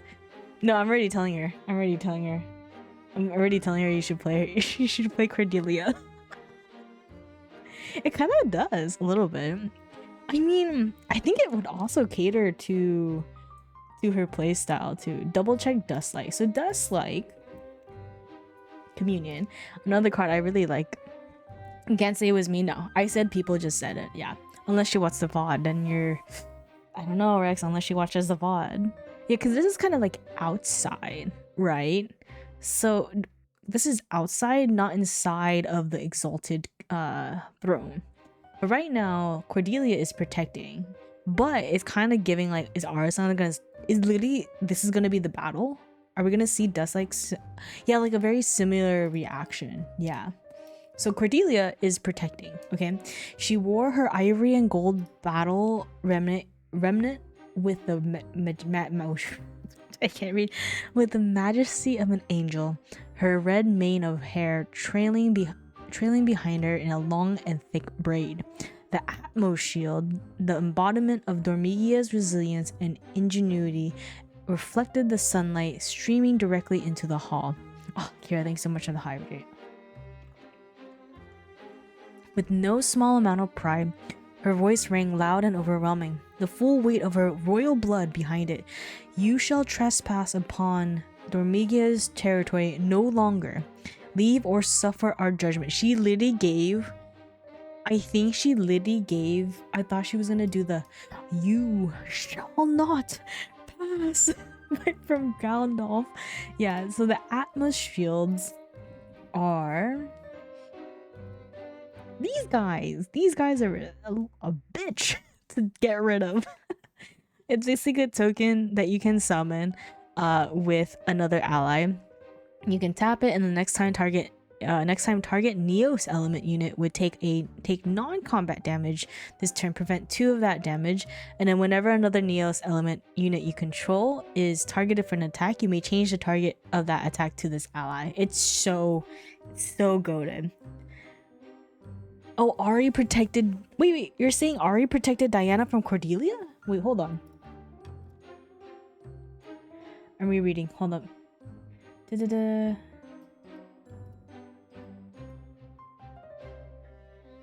Reflecting light protecting each shard of glass. Oh!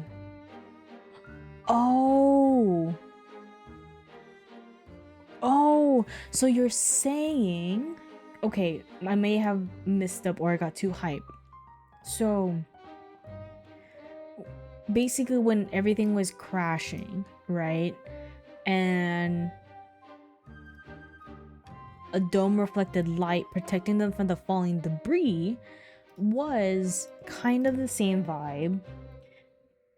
For visual, Ari was protecting Diana with something like this, right? Like this is the closest we have for art in cards that we know. this from all the shards and the rock. Okay, and protecting from Cordelia because amidst the smoke stood Cordelia. Because all of this here. No longer leave or suffer a judgment. Okay, let's continue now. Now we got that corrected. As if to punctuate her words, 2 more meteors crashed behind her, albeit with less destructive force. Diana immediately recognized the glow of Tonoris' sword in the dust plume as Hector. Cordelia's knight rushed to her side. Your Majesty, that was much too reckless. Oh my god, Hector was mentioned here? Oh my god, who plays Hector? So Hector was introduced in Mercurial Heart Altar, one of the new ones for that. And this is that guy. So this is Praetorian Guard. What's a fun fact? Give me your fun fact, Akatan. Give me your fun. Chainsaw sword. Does he have a chain? Oh, brought Hector, mistaking him for level 3. Your friend bought Hector, mistaking him for level 3 to... I mean, I don't think Hector is expensive, right? I don't hear people talking about Hector. Can someone do a TCG player price check for me for Hector? Because I think I should probably get my Hectors now. Just for the lore. It was a CSR? So wait, you're telling me your friend was trying to buy a level 3 Tenor CSR, but he bought a Hector CSR? Oh my god, Hector's 55 cents. Okay, I probably should get some.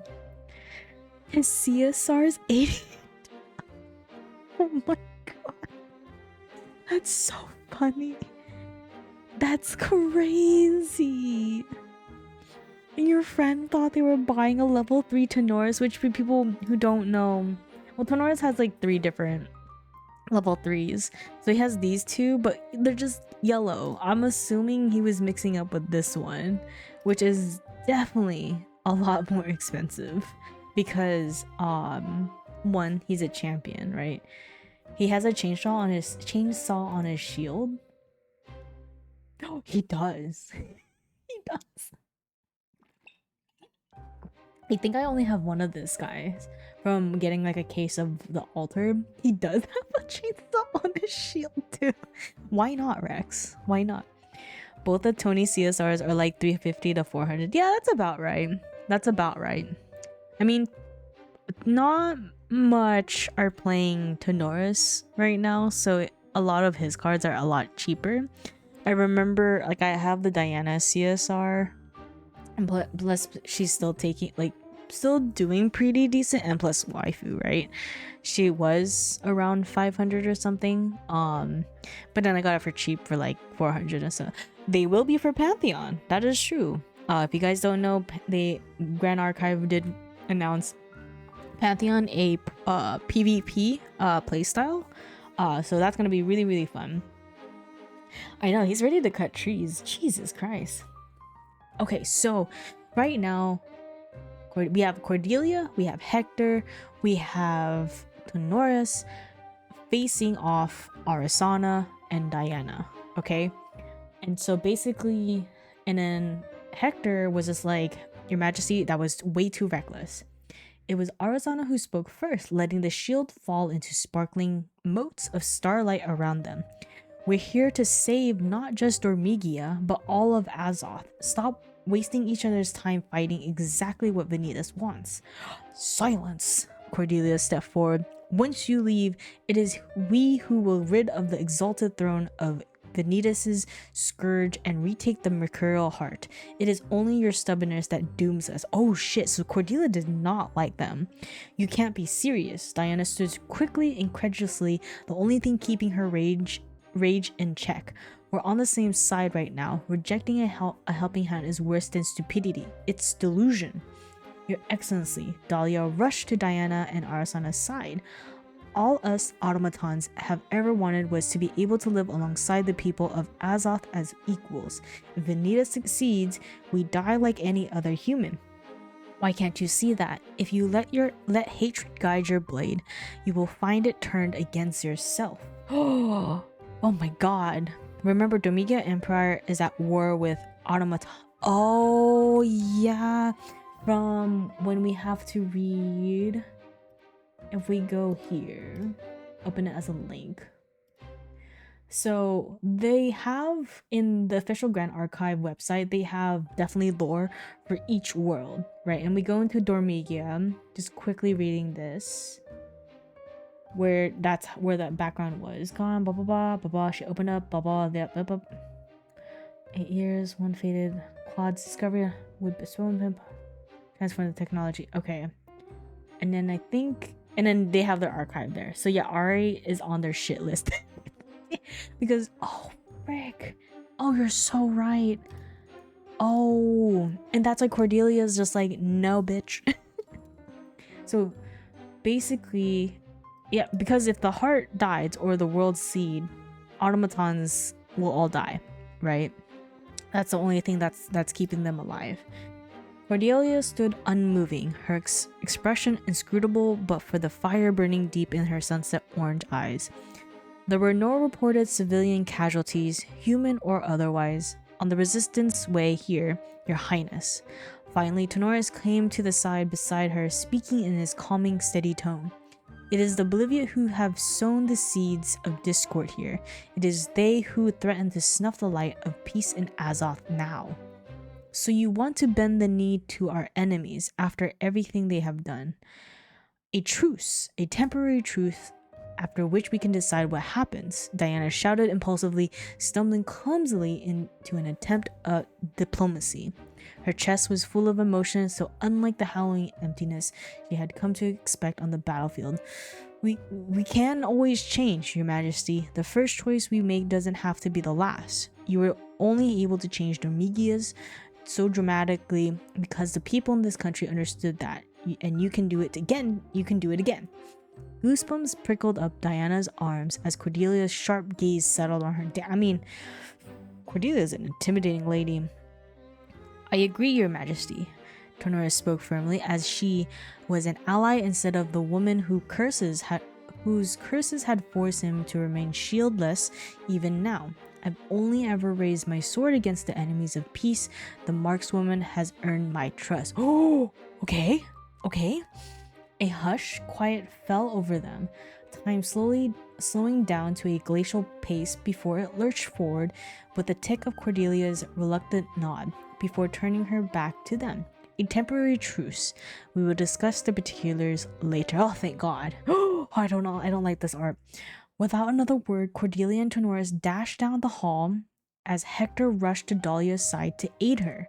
Okay, so people, because remember, Vanitas has Rose, okay? It was, but we don't know where Claude is, and I'm seeing the art, but I'm trying not to look at the art. It was exhilarating and terrifying in equal measure to follow after them in almost the same instant, Arisanna giving Diana a wide, victorious grin as she ran beside her. Yeah, because we avoided unnecessary conflict that we needed on top of all this other conflict that we had to deal with. Behind them, Dahlia relayed orders, the details of their assault on the exalted throne fading as their mad dash brought them to and through the glided doors of the throne room. Doors parted easily before their master, and Diana stepped into the formation behind her and Tenoris, her imperial military training returning with terrifying ease. So we have art of Vanitas, because we didn't know where the fuck Claude was. He wasn't here. Vanitas has Claude in a chokehold, and Rose is chained up. The automaton Rose, and Rose is the daughter of Claude, but this is the daughter of the automaton version. I need to read so much. Don't worry, Tuktai. You can also listen to me read it on YouTube. But I think it's also faster to read it yourself. But I think there was like in the streams, some people will like mention some cards that you might not catch. So it's always a fun VOD to do. But I did a recap of the previous articles. It's really good, Tuktai, especially the third one. It's a slow burn. Showed you audio book it. I mean, I could probably do one of just me just like reading it, but I yap too much, man. I yap too much. On the dais were Vanitas and Claude, the taller man holding the alchemist's throat with disturbing nonchalance. Rose knelt a few feet away from her, her form frozen in supplication as the temporal spectrometer floated above her.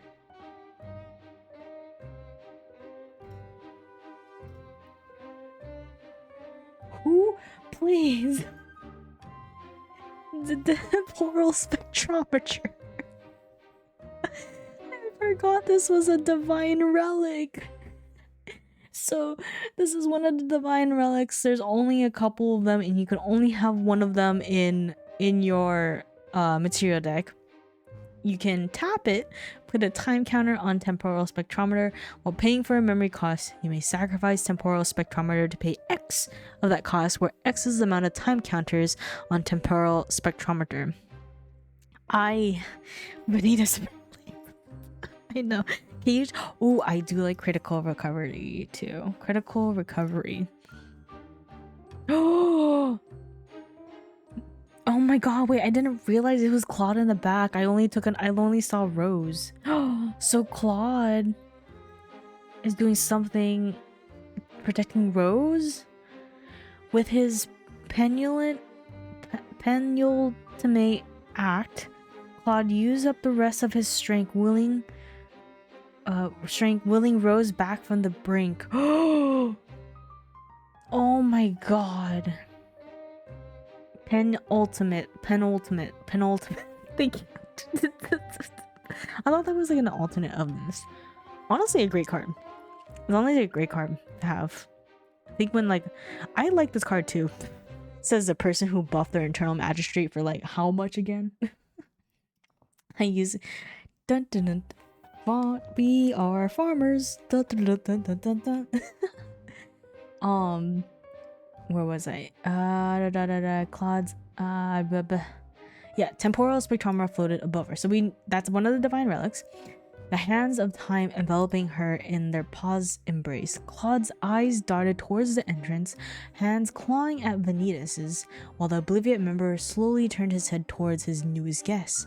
How disappointing. It seems the little Kaiser wasn't nearly as stubborn as I had hoped.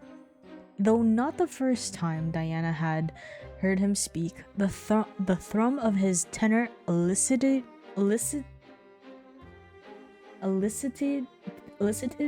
the same shocking primal fear in her. The mask covering the left side of his face hid his monstrous nature, I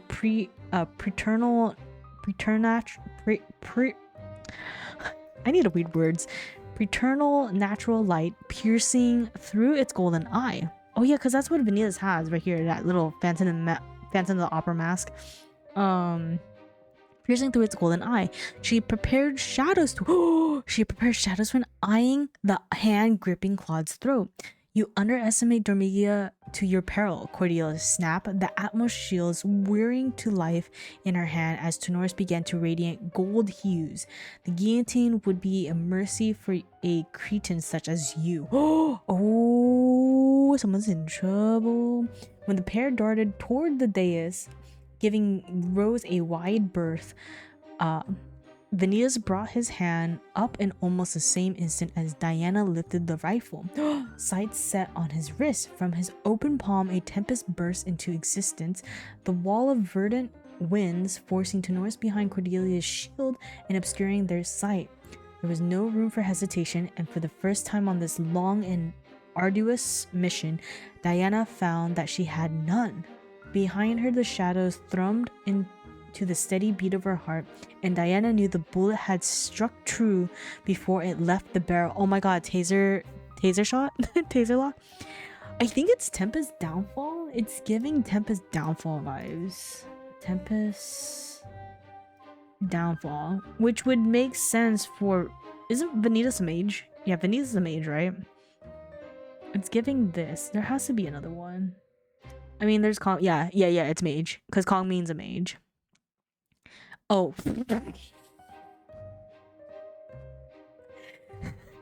Not gonna lie, I mix up mage and cleric because I Don't play them as often. Vanitas is a cleric. Never mind. Never mind. Never mind. Wait, then he does Razor Gale. It has to be Razor Gale though. Razor Gale? See, that's a cleric. That's a cleric. And this was the reason why Vanitas was a menace in that one ascent. Freaking Razor Gale. Gosh. He's causing issues in the real world. He's a cleric. Okay, thank you for the clarification. All the spellcasters look the same to her. Oh, Jesus Christ.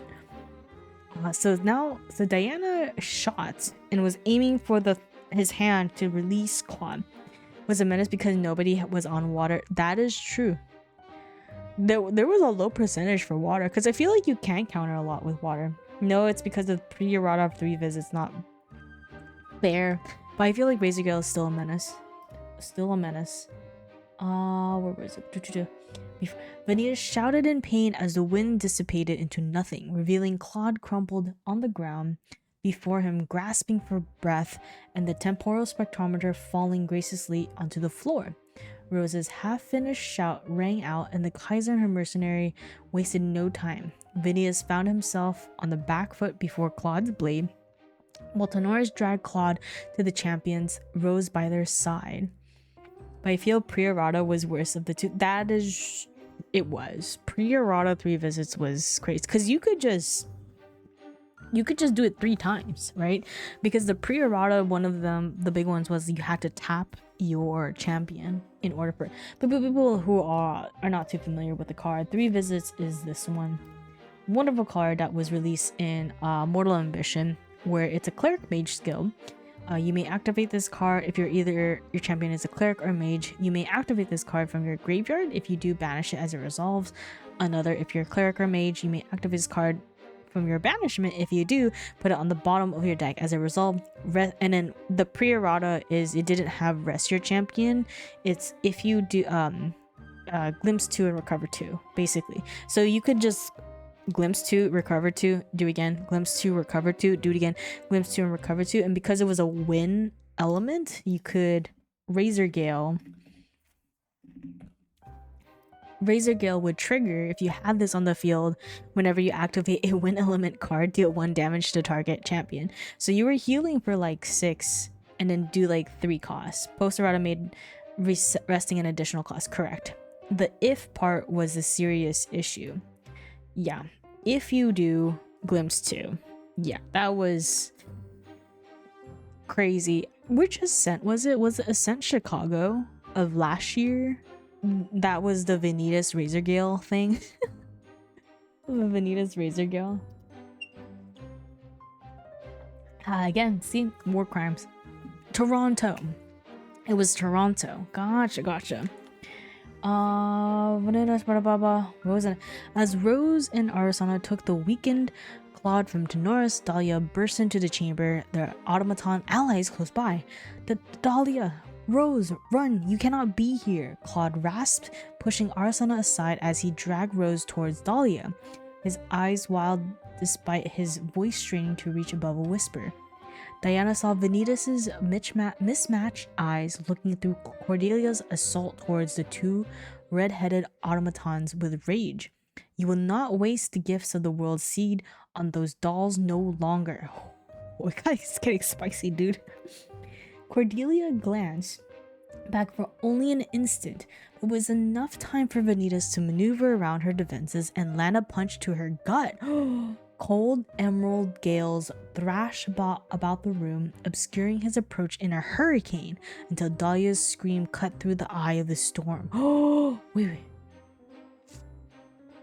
Which card is that? Is that Dominating Strike? It was Dominating Strike.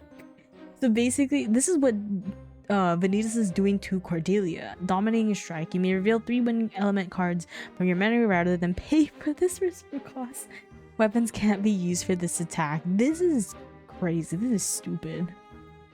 Oh, Bahanchu drew this card. Beautiful. The only cleric attack. But the thing is, it's also Vanitas bonus. So it's Vanitas specifically. That's crazy. Disorienting winds? Orienting winds. Ooh, that could be one. Return target ally to best hand. Is there another art? Oh, Diao Chan too. This is pretty. Probably. Ugh. Why are these cards so scary? Like, I mean, Vanitas is scary that he's the only cleric that plunges. Vanitas' hand hovered inches before Rose's chest, held in place by Claude's torso, shivering and bleeding. Diana had already known Claude's love for his adopted daughter Dahlia, but she felt foolish for not realizing the depth of the devotion towards Rose herself until this moment. Live. All I wanted was for you to live. Even if she never loved him back, even if the friendship was all she could ever offer him, it had never mattered to him. Long after her human death, when all that remained was her visage preserved in alchemy, Claude would give not only Azoth's word's seed to bring her back to life, but would trade his own to preserve it. That's crazy. Mostly for the flavor that nobody sees. Oh, her beauty precedes her power even more so. Ah, I see. I just saw Diao Chan and I'm just like, wow, pretty lady. Forgets flavor text. Yeah, that's Diao Chan. Oh no, the man sputtered blood one last time before the winds picked up again, Vanitas retracting his hand and attempting another attack. Yet his fist clanged uselessly against a shield. Rose was prepared this time. A sphere of geometric light patterns encased the two automatons and their fallen family, protecting them. He would not try it a third time either, as the Kaiser and Tornoris, as well as Diana and Arisanna, had fallen upon him in a riot of metal and lead and light. With a shield bearing all of the world seed's power before him, and the might of Azoth's hero at his back, Vanitas had no choice but to seek a path to escape, an outcome that Arisanna had been working tirelessly in preparation of. Holy shit. So literally everyone was just protecting them. That's bearing all of the world seed's power before him. That's crazy. Vanitas' winds gathered in Arisanna's hands, absorbed by her magnum opus, the Prima Materia. The artifact surged with life, overwhelming the chaos of the royal gallery. With gentle moonlight, powerful streams gathering the latent energies into the air into a relic's orbit. Prima Materia is such a powerful card. So literally, we are visualizing Arisanna doing this. I think there's even a better version. Yes, the CSR version is a 4-cost Astra card, unique item, so you can only have one of these on the field specifically for Arisanna. You can brew it, basically sacrifice 4 herbs with different names instead of paying 4. You can tap it, draw a card into your memory. If Prima Materia was brewed, the next time an Astra element source you control would deal damage to 1 or more units this turn, it deals that much damage plus 3 to those units instead. It's so good. Wait, there's an altar version? Oh yeah, this one's so pretty. I know, Dun and Akatan are just like, wait. Prima Materia mention. This is expensive now, isn't it? It's because it's really good for Ari. But like, do people play Prima Materia mostly? I think I only seen it once, and it was against a very, very known Arisanna player. It's like, that's what I was thinking, like 1 or 2 of, but you wouldn't play like a 4. The art player I usually encounter runs a full playset. Yeah. Yeah. Just sits on the sideboard, because like when you have it, you have it. Again, when people who don't know about Arisanna's mechanics, is you have to roll for your herbs most of the time. And so sometimes it's gonna be hard to get those different names, so you gotta find a way to, there's ways to gather in your favor, but it is a lot. It is a lot. Again, yes, his deck is absurdly large, just sits on the sideboard, but it's super pretty. So basically this is what Arisanna is doing in this moment, gathering the winds, everything. With resounding finality, Arisanna commanded, "By the moon's call, you will be judged." Oh, bitch. Damn, Arisanna. Wait, isn't that a... Wait, this has to be on a card. Isn't this in the card? This has to be in the card. It is? Which one? Lucent Arbiter? Lucent? Because I remember... Maybe Arby's? We'll do Arby's. Oh, it's literally Arisanna.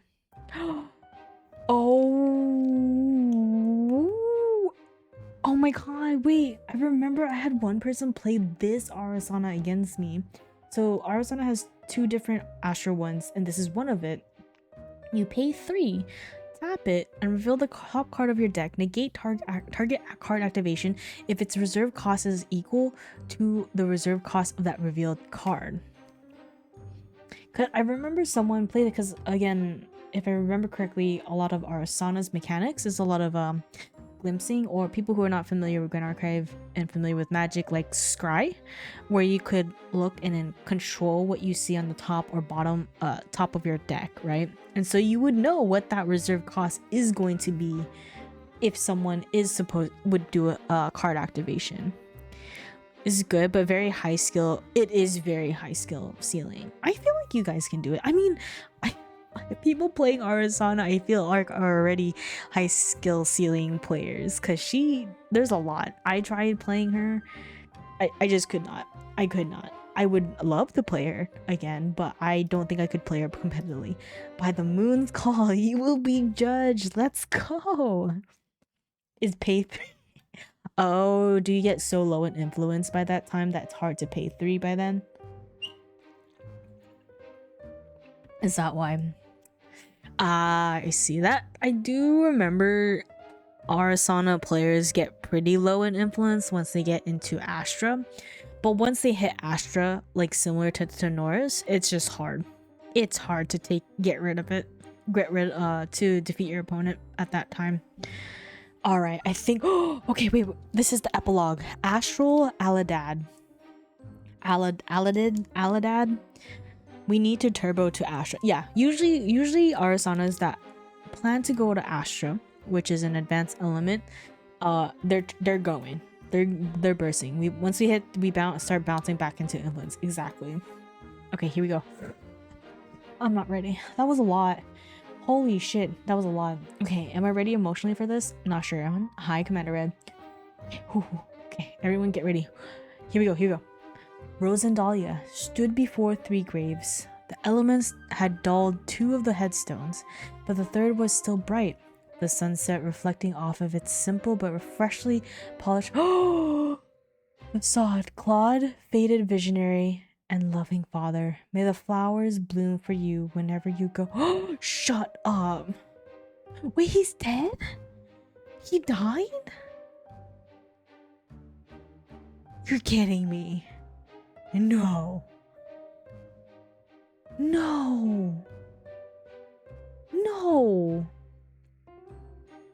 Check the original cleansing reunion.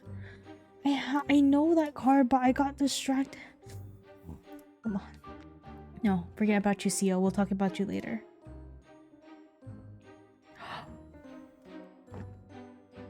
Oh, he did get punched through, but I thought, MC plot armor was a thing. He did get punched with Dominating Strike by a very buffed Vanitas. I get it. But like... So I have been interpreting this card so wrong, where I was thinking again, like, right now in the story we have the automaton versions of Dahlia and Rose, which is Rose is their daughter and Rose is Claude's wife. Claude's not an MC. He can be an MC for people's eyes. Notice neither Rose and Dahlia are automatons. Correct. In this card, they are humans. But now I get it. I don't know. I did a Shoku thing. Cleansing reunion. He is now with Rose and Dahlia because yeah, he just got he died. He died. Oh, that's so sad. Why is the Chemical Revolution so fucking sad? God damn it. A few feet behind, Diana was rubbing her neck nervously, looking at Arisanna's tearful expression, and struck by how empty and restless her hands felt. She rummaged her in her pockets for a handkerchief, but found only a small oil-stained rag for wiping down her gun. Sorry, Ari, I don't have anything useful on me. Oh no! Oh, and also bandage wound is the yaoi the BL. Hi Monzico, how are you? Oh, I thought this was just a BL moment. Now this hits harder. Oh. Oh no. Oh no, this hurts more. Because remember, Tenoris is there, okay? Who's in the room, okay? Tenoris, Cordelia, Hector, apparently, Diana, Arisanna, Claude, Rose, Dahlia, and Vanitas. Okay, there's freaking 8 people there. So Tenoris is in there tending to Claude because he got punched and he does not look good because recover 4 for 2 is not the strongest, but he says, I have to save her. I can't lose Rose again. Completely shirtless Tenoris too. I thought it was just a BL art, but no, it actually hurts hard. Oh shit. Oh, I'm crying now. Oh god, it's fine. Oh, it's fine. And so that, oh, I said shield, but yes, that's, oh, shield. Sorry. I thought it was a typo, so I just corrected it for you, but never mind. I mean, he is shirtless. This is the level 2 CS. Isn't it the CUR? The shirtless one? Oh, bandage wound. Oh shit. Okay. Oh, we're getting to the oh, okay, we're not okay. We're not. I don't know anymore. It's okay. It's okay. And then Diana was trying to give Ari something to wipe her tears, but she only had the oil rag that she wipes for her gun passed to her. And so Arisanna says, "It's okay." Arisanna sniffled, smiling despite her wet cheeks. She took out her own handkerchief to dab at her eyes, its scalloped edges messily embroidered with stars. "Thank you for always worrying about me." Oh, it's 2B. The CSR 2B version. Yeah, the 2Bs are a lot more rarer. For people who don't know the 2B versions. Ugh. I don't know, is it level 2? So normal guy, and then we have normal CSR, but then we have shirtless Tenoris, yeah. Which is the 2B version. Yeah. Oh my god. I know. Snorlax, you're late. This was about your boy. It was all about your boy. And Diana too. Yeah, that one would be a goal. How are you doing, Snorlax? We got to your boy. Snorlax, did you read this? We're almost to the end of the latest article, Diana 3. Tio. Sorry, I just saw what Tio said. I think Rex is already gone. But Snorlax, if you don't want to be spoiled, just put me on mute and then get back to the VOD.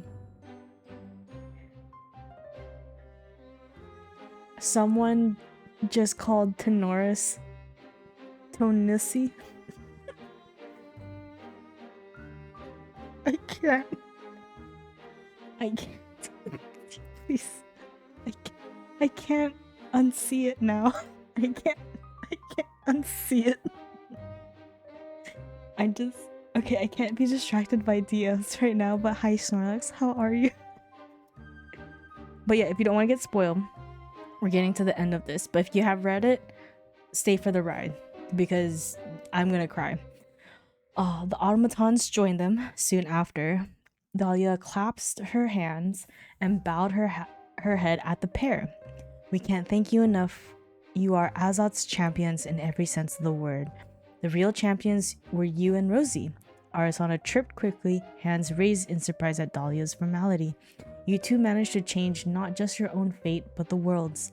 True change is yet to come, unfortunately, Rose sighed. Cordelia only agreed to a ceasefire while she reviews our proposed treaty. Because again, I think Akaton mentioned that Cordelia, there's a war right now with the automatons, but we did convince them to a truce to make a deal, a treaty. It's actually how useless a text is for Tony to right? Maybe the real champions were the friends we made along the way. Is this where you tell me Hio becomes a Cordelia player now? I want to go against her Cordelia. If she makes a deck that's Cordelia, I want to go against it. I think it would be fun. Oh, that's gonna be scary because she's so good with allies. That's actually scary. Oh no. That in itself is a miracle. Diana comforted her, shifting the lock case she carried over her shoulder as she laughed nervously. If I had known how stubborn the Kaiser could be when I first arrived, I don't know if I would have been nearly as hopeful. Well, let's not think about that. Arisanna brought her hands together excitedly. Assuming everything goes well, what do you guys want to do after the treaty? That's crazy. Arisanna's so fucking pure. Protect her.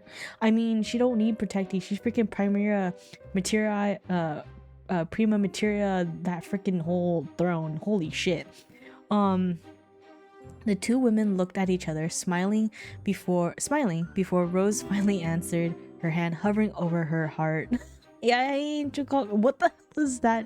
Thank you so much for 9 months. Thank you. Yeah, she nuked Vanitas out of the orbit. Yeah, and then now she's like, oh my god, girls, what do you want to do after the treaty? What do you want to do afterwards? God, Arisanna, just never change, Arisanna.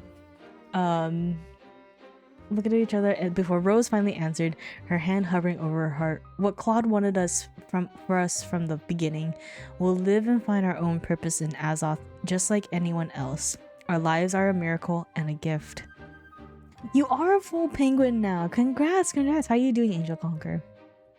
They walked down the path out of the cemetery, and once at the entrance, Arisanna leaned over a pillar to pick up a heavy-looking backpack she had abandoned there earlier. It was bursting with herbs native to Azoth, and Diana imagined every overstuffed notebook Arisanna had accumulated during her stay shoved inside. By comparison, Diana had packed light, essentially only taking Arisanna's gifts. The small astrolabe was tucked away safely in her coat pocket, and Shadow's twin laid snug in a plain carrying case over her shoulder. As they were saying their goodbyes, Dahlia asked a question, and you, what will you choose to do after this? Lock it in, Waddles. That's a Waddles intrusive thought. Put it to the side. Put it to the side. A difficult question threaded with implications. When she'd first arrived in Azoth, she could have never imagined the crooked path that awaited her.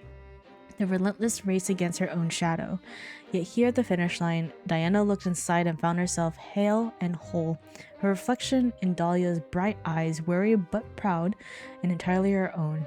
In pushing past the dark and into the light, Diana had found herself winnowed of the doubt that had plagued her, finally able to find an answer. Oh no, don't worry about it. An answer she finally accepted as the lock on the Gloamspire lance's clinked to a close, left with the automaton alchemists of the resistance for safekeeping. Oh, this art's so fucking cute. Thanks to you all, I think I can see a clearer path ahead now. Diana smiled, stars in her eyes, at the thought of her undiscovered future. I want to learn more about myself with Arisanna. I used to be an archer before, so maybe I'll go back to the basics there too. Shut up!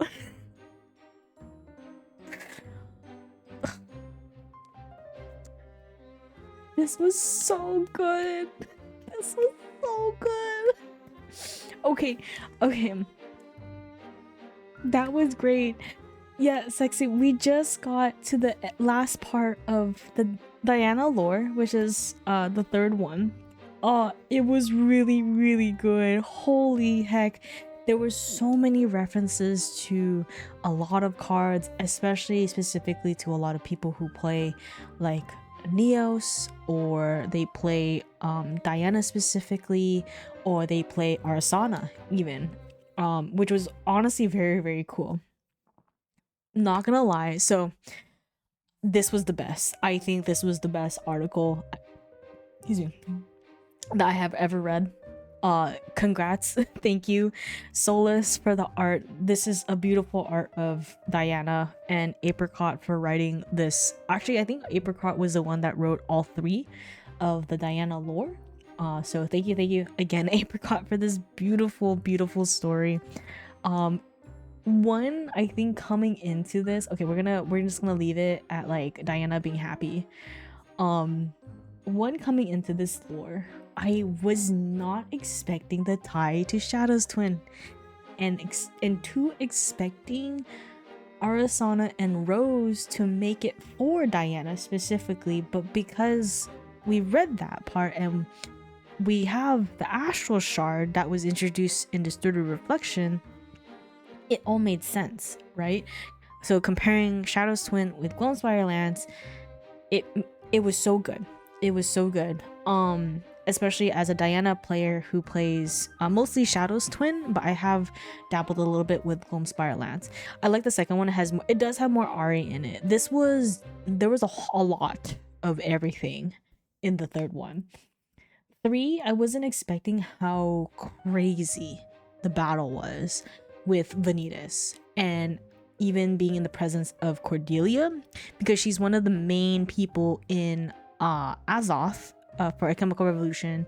She is literally the Aus Kaiser Cordelia, and sits on top of the Exalted Throne. She rules Dormigia, part of one of the places of Azoth, which A Chemical Revolution is a part of. So we had one of the big bosses there, right? The big people there. Crazy. But then we had all these attacks and all these actions, all these divine relics mentioned in 3 as well, which was really, really cool. So that's why I think I'm really like 3. And also we have Happy Diana. Not gonna lie, when they introduced Diana Moonpiercer was gonna be the Diana champion, one of the Diana champions for Distorted Reflection, I always made the joke of like, she's Astra, she's literally Arisanna's element, and I always make the joke of like, Diana was in her emo phase, right? She literally was in her emo phase, right? But Arisanna, what's the one? This one? Nope, I want her Astra one. Arisanna was her wife, her girlfriend that got her out of that emo phase, and thenceforth is the Diana Moonpiercer, because they're both Astra, and now this is her living her best life after Arisanna, who said I can fix her in one. She literally did that. She literally fucking see, that's my way of interpreting it. But am I wrong? After Diana 3, where literally done when you said that, literally gave her the Shadow Swim, and in the end made her find herself, where she put aside the Gloamspire Lance and carried on with the Shadow's twin, and she's like, maybe I'll go back to the basics too. She's going to the basics, which, oh wait, she's going back to the basics. If we go here, oh my god, this is underneath champions. Diana Ardent, okay, Trained as a hunter, she knows her way around the landscape, utilizing every brush, tree, and hilltop to her advantage. Though she was raised on a yew short bow and fletched hours, she picked up Azoth's more advanced projectile weapons with graceful ease, a deadly shot to fear. When she said, maybe I'll go back to the basics there too. Do you know what Diana Moonpiercer is? It's a fucking bow. It's literally a bow shape. It's a bow. She goes back to the bow. Calling Astra Diana the No, she is very hard to pilot. Not my game style, but I'm starting to learn. But she's basically going back to the bow, whereas in her Umbra version, she does the guns, right? The weapons, the pew-pews. Either Gunspire, Sorrow Color, whatever. Shadow's Twin is her famous one. But in her Astra forms, she uses a thing called Aether Wings, but she, right here in this art, you see them as the bow. I think another one is... I don't know what's another good art that has her bow. What's a card that has like that showcases her bow? I think it's like evasive maneuvers, maybe. Well, that's her with. No, she has her stick here. Yeah, I think really the Diana Moonpiercer kind of shows the bow. So I'm seeing that. I am seeing that. That's so cool. Holy shit. Oh my god. Yeah, no, this was beautiful. Am I tearing up a little bit? Yeah, I am, because it's my girl. It's Lily Diana. And then, yeah, when they said, and you, what will you choose to do after this? That will be in the Discord, where we can talk about that question into deeper thought. But yeah, how does everyone, especially everyone who is listening to this story for today's stream, what did you guys think? Or for people who have already read it, what are your thoughts? Did we miss any fun facts that you discovered, or want us to look up some more cards as well? Let us know. But I think lore-wise in Grand Archive, I did want to... What was it? I think what we have left is mainly for... Yeah, that is it for now. I haven't gone through the Mortal Ambition Sanguo, which is very Three Kingdoms inspired. So that's gonna be a whole stream I need to go over. And yeah, you need to go to sleep. Yeah, go have a good night's sleep, because we're probably gonna end it here. Because I want to keep it straight to just the Diana lore. So we still have to do Mortal Ambition. We still have that is true. Oh yeah, you're so right. We could probably do it before Mortal Ambition Alter comes out. Because when does Mortal Ambition Alter come out? Is it this end of the month? Is it end of the month? Or is it March? No, March is RDO. Oh, frick. Frick, you're so right. I know, everyone say goodnight to Akaton. Frick, okay. I have been debating about... Oh, April is RDO. Thank you. I might just get a box for Mortal Ambition. I might just do a box, because I already got a case for Mortal Ambition before. So I might just do a box to open for stream. But then, see... So we have Mortal Ambition, so we'll probably try to do that before end of this month to get the hype up ready for Alter. And then we have all these individual stories, right? We have Lorraine's, we have Rise, we have Sylvie's, we have Xander's, we also have Kongming. Yeah, no, because the thing is, I am saving up for RDO. For people who are not familiar with RDO, it is what is the name? Radiant Origins, which is the first capstone of Grand Archive.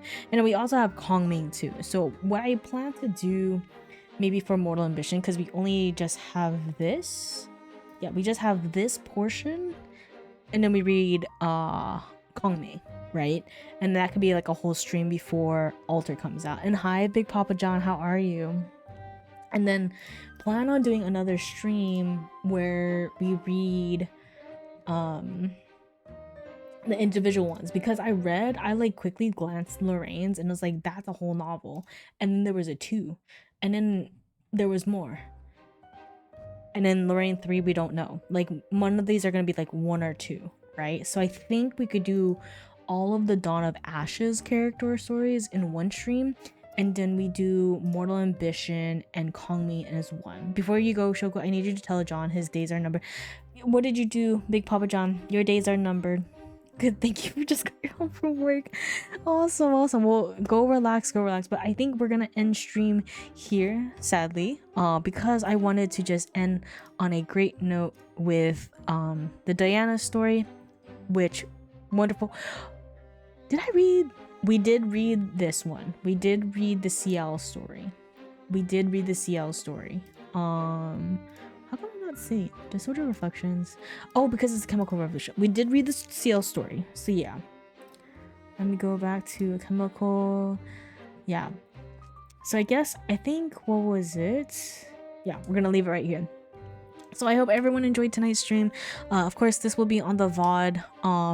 I'm gonna try to redo the organization soon for all the Grand Archive stuff, but there's a whole playlist of just all the Grand Archive stuff that I have streamed or created if you want to binge some more Grand Archive. But yeah, I believe next stream is going to be next week, continuing on Devil May Cry 3. Not this weekend, but this weekend we have Sunday at 4 p.m. PST, our Discord movie night. We're watching Suzume. I have not seen it yet. I heard it was really, really good. But probably the next stream is going to be on Monday. Just know we have been clipping multiple V2. Oh my god, that's crazy. We need to add you. Okay, here. Big Papa John, your days are numbered. Beware. I'm just kidding. Oh wait, Lorraine 3 could be for RDO. Oh, when she gets to confront Merlin. Gotcha. I got you, Rex. Don't worry, Doreen. But yeah, let's see if we have any. Let's see if we have anyone to raid into. Let's see if we do. Oh, Jesus Christ, that was so loud to my ears. We are gonna raid into Yuna. She is awesome. So let's go ahead and start the raid to Yuna VTuber. She is one of my good friends. Let's see if I can do this. Raid into Yuna VTuber. If you want to participate in the raid, please copy this raid message. If you are subscribed specifically to my channel, copy the second message for those emotes. So again, next stream is probably going to be on Monday, continuing on Devil May Cry 3. Hopefully to finish Devil May Cry 3 so we can start on our Elden Ring journey before my stream anniversary, which I guess my stream anniversary, I was planning on probably doing it on February 14th. So keep an eye on Twitter. Keep an eye on Discord. It's nothing gonna be too special. I have a gift probably for all you guys, but we're probably gonna play a lot of Elden Ring or just vibe. But next activity we have all together is on Sunday, 4 p.m. PST, where we are going to be watching Suzume. So I hope you guys enjoyed tonight's stream with this lore. If you haven't read all this lore about Grand Archive, it is very, very good. And they're not too long. So please always check it out. And it kind of gives a little bit more appreciation to the card game itself. So have a wonderful night. Please take care of yourself. Bye bye.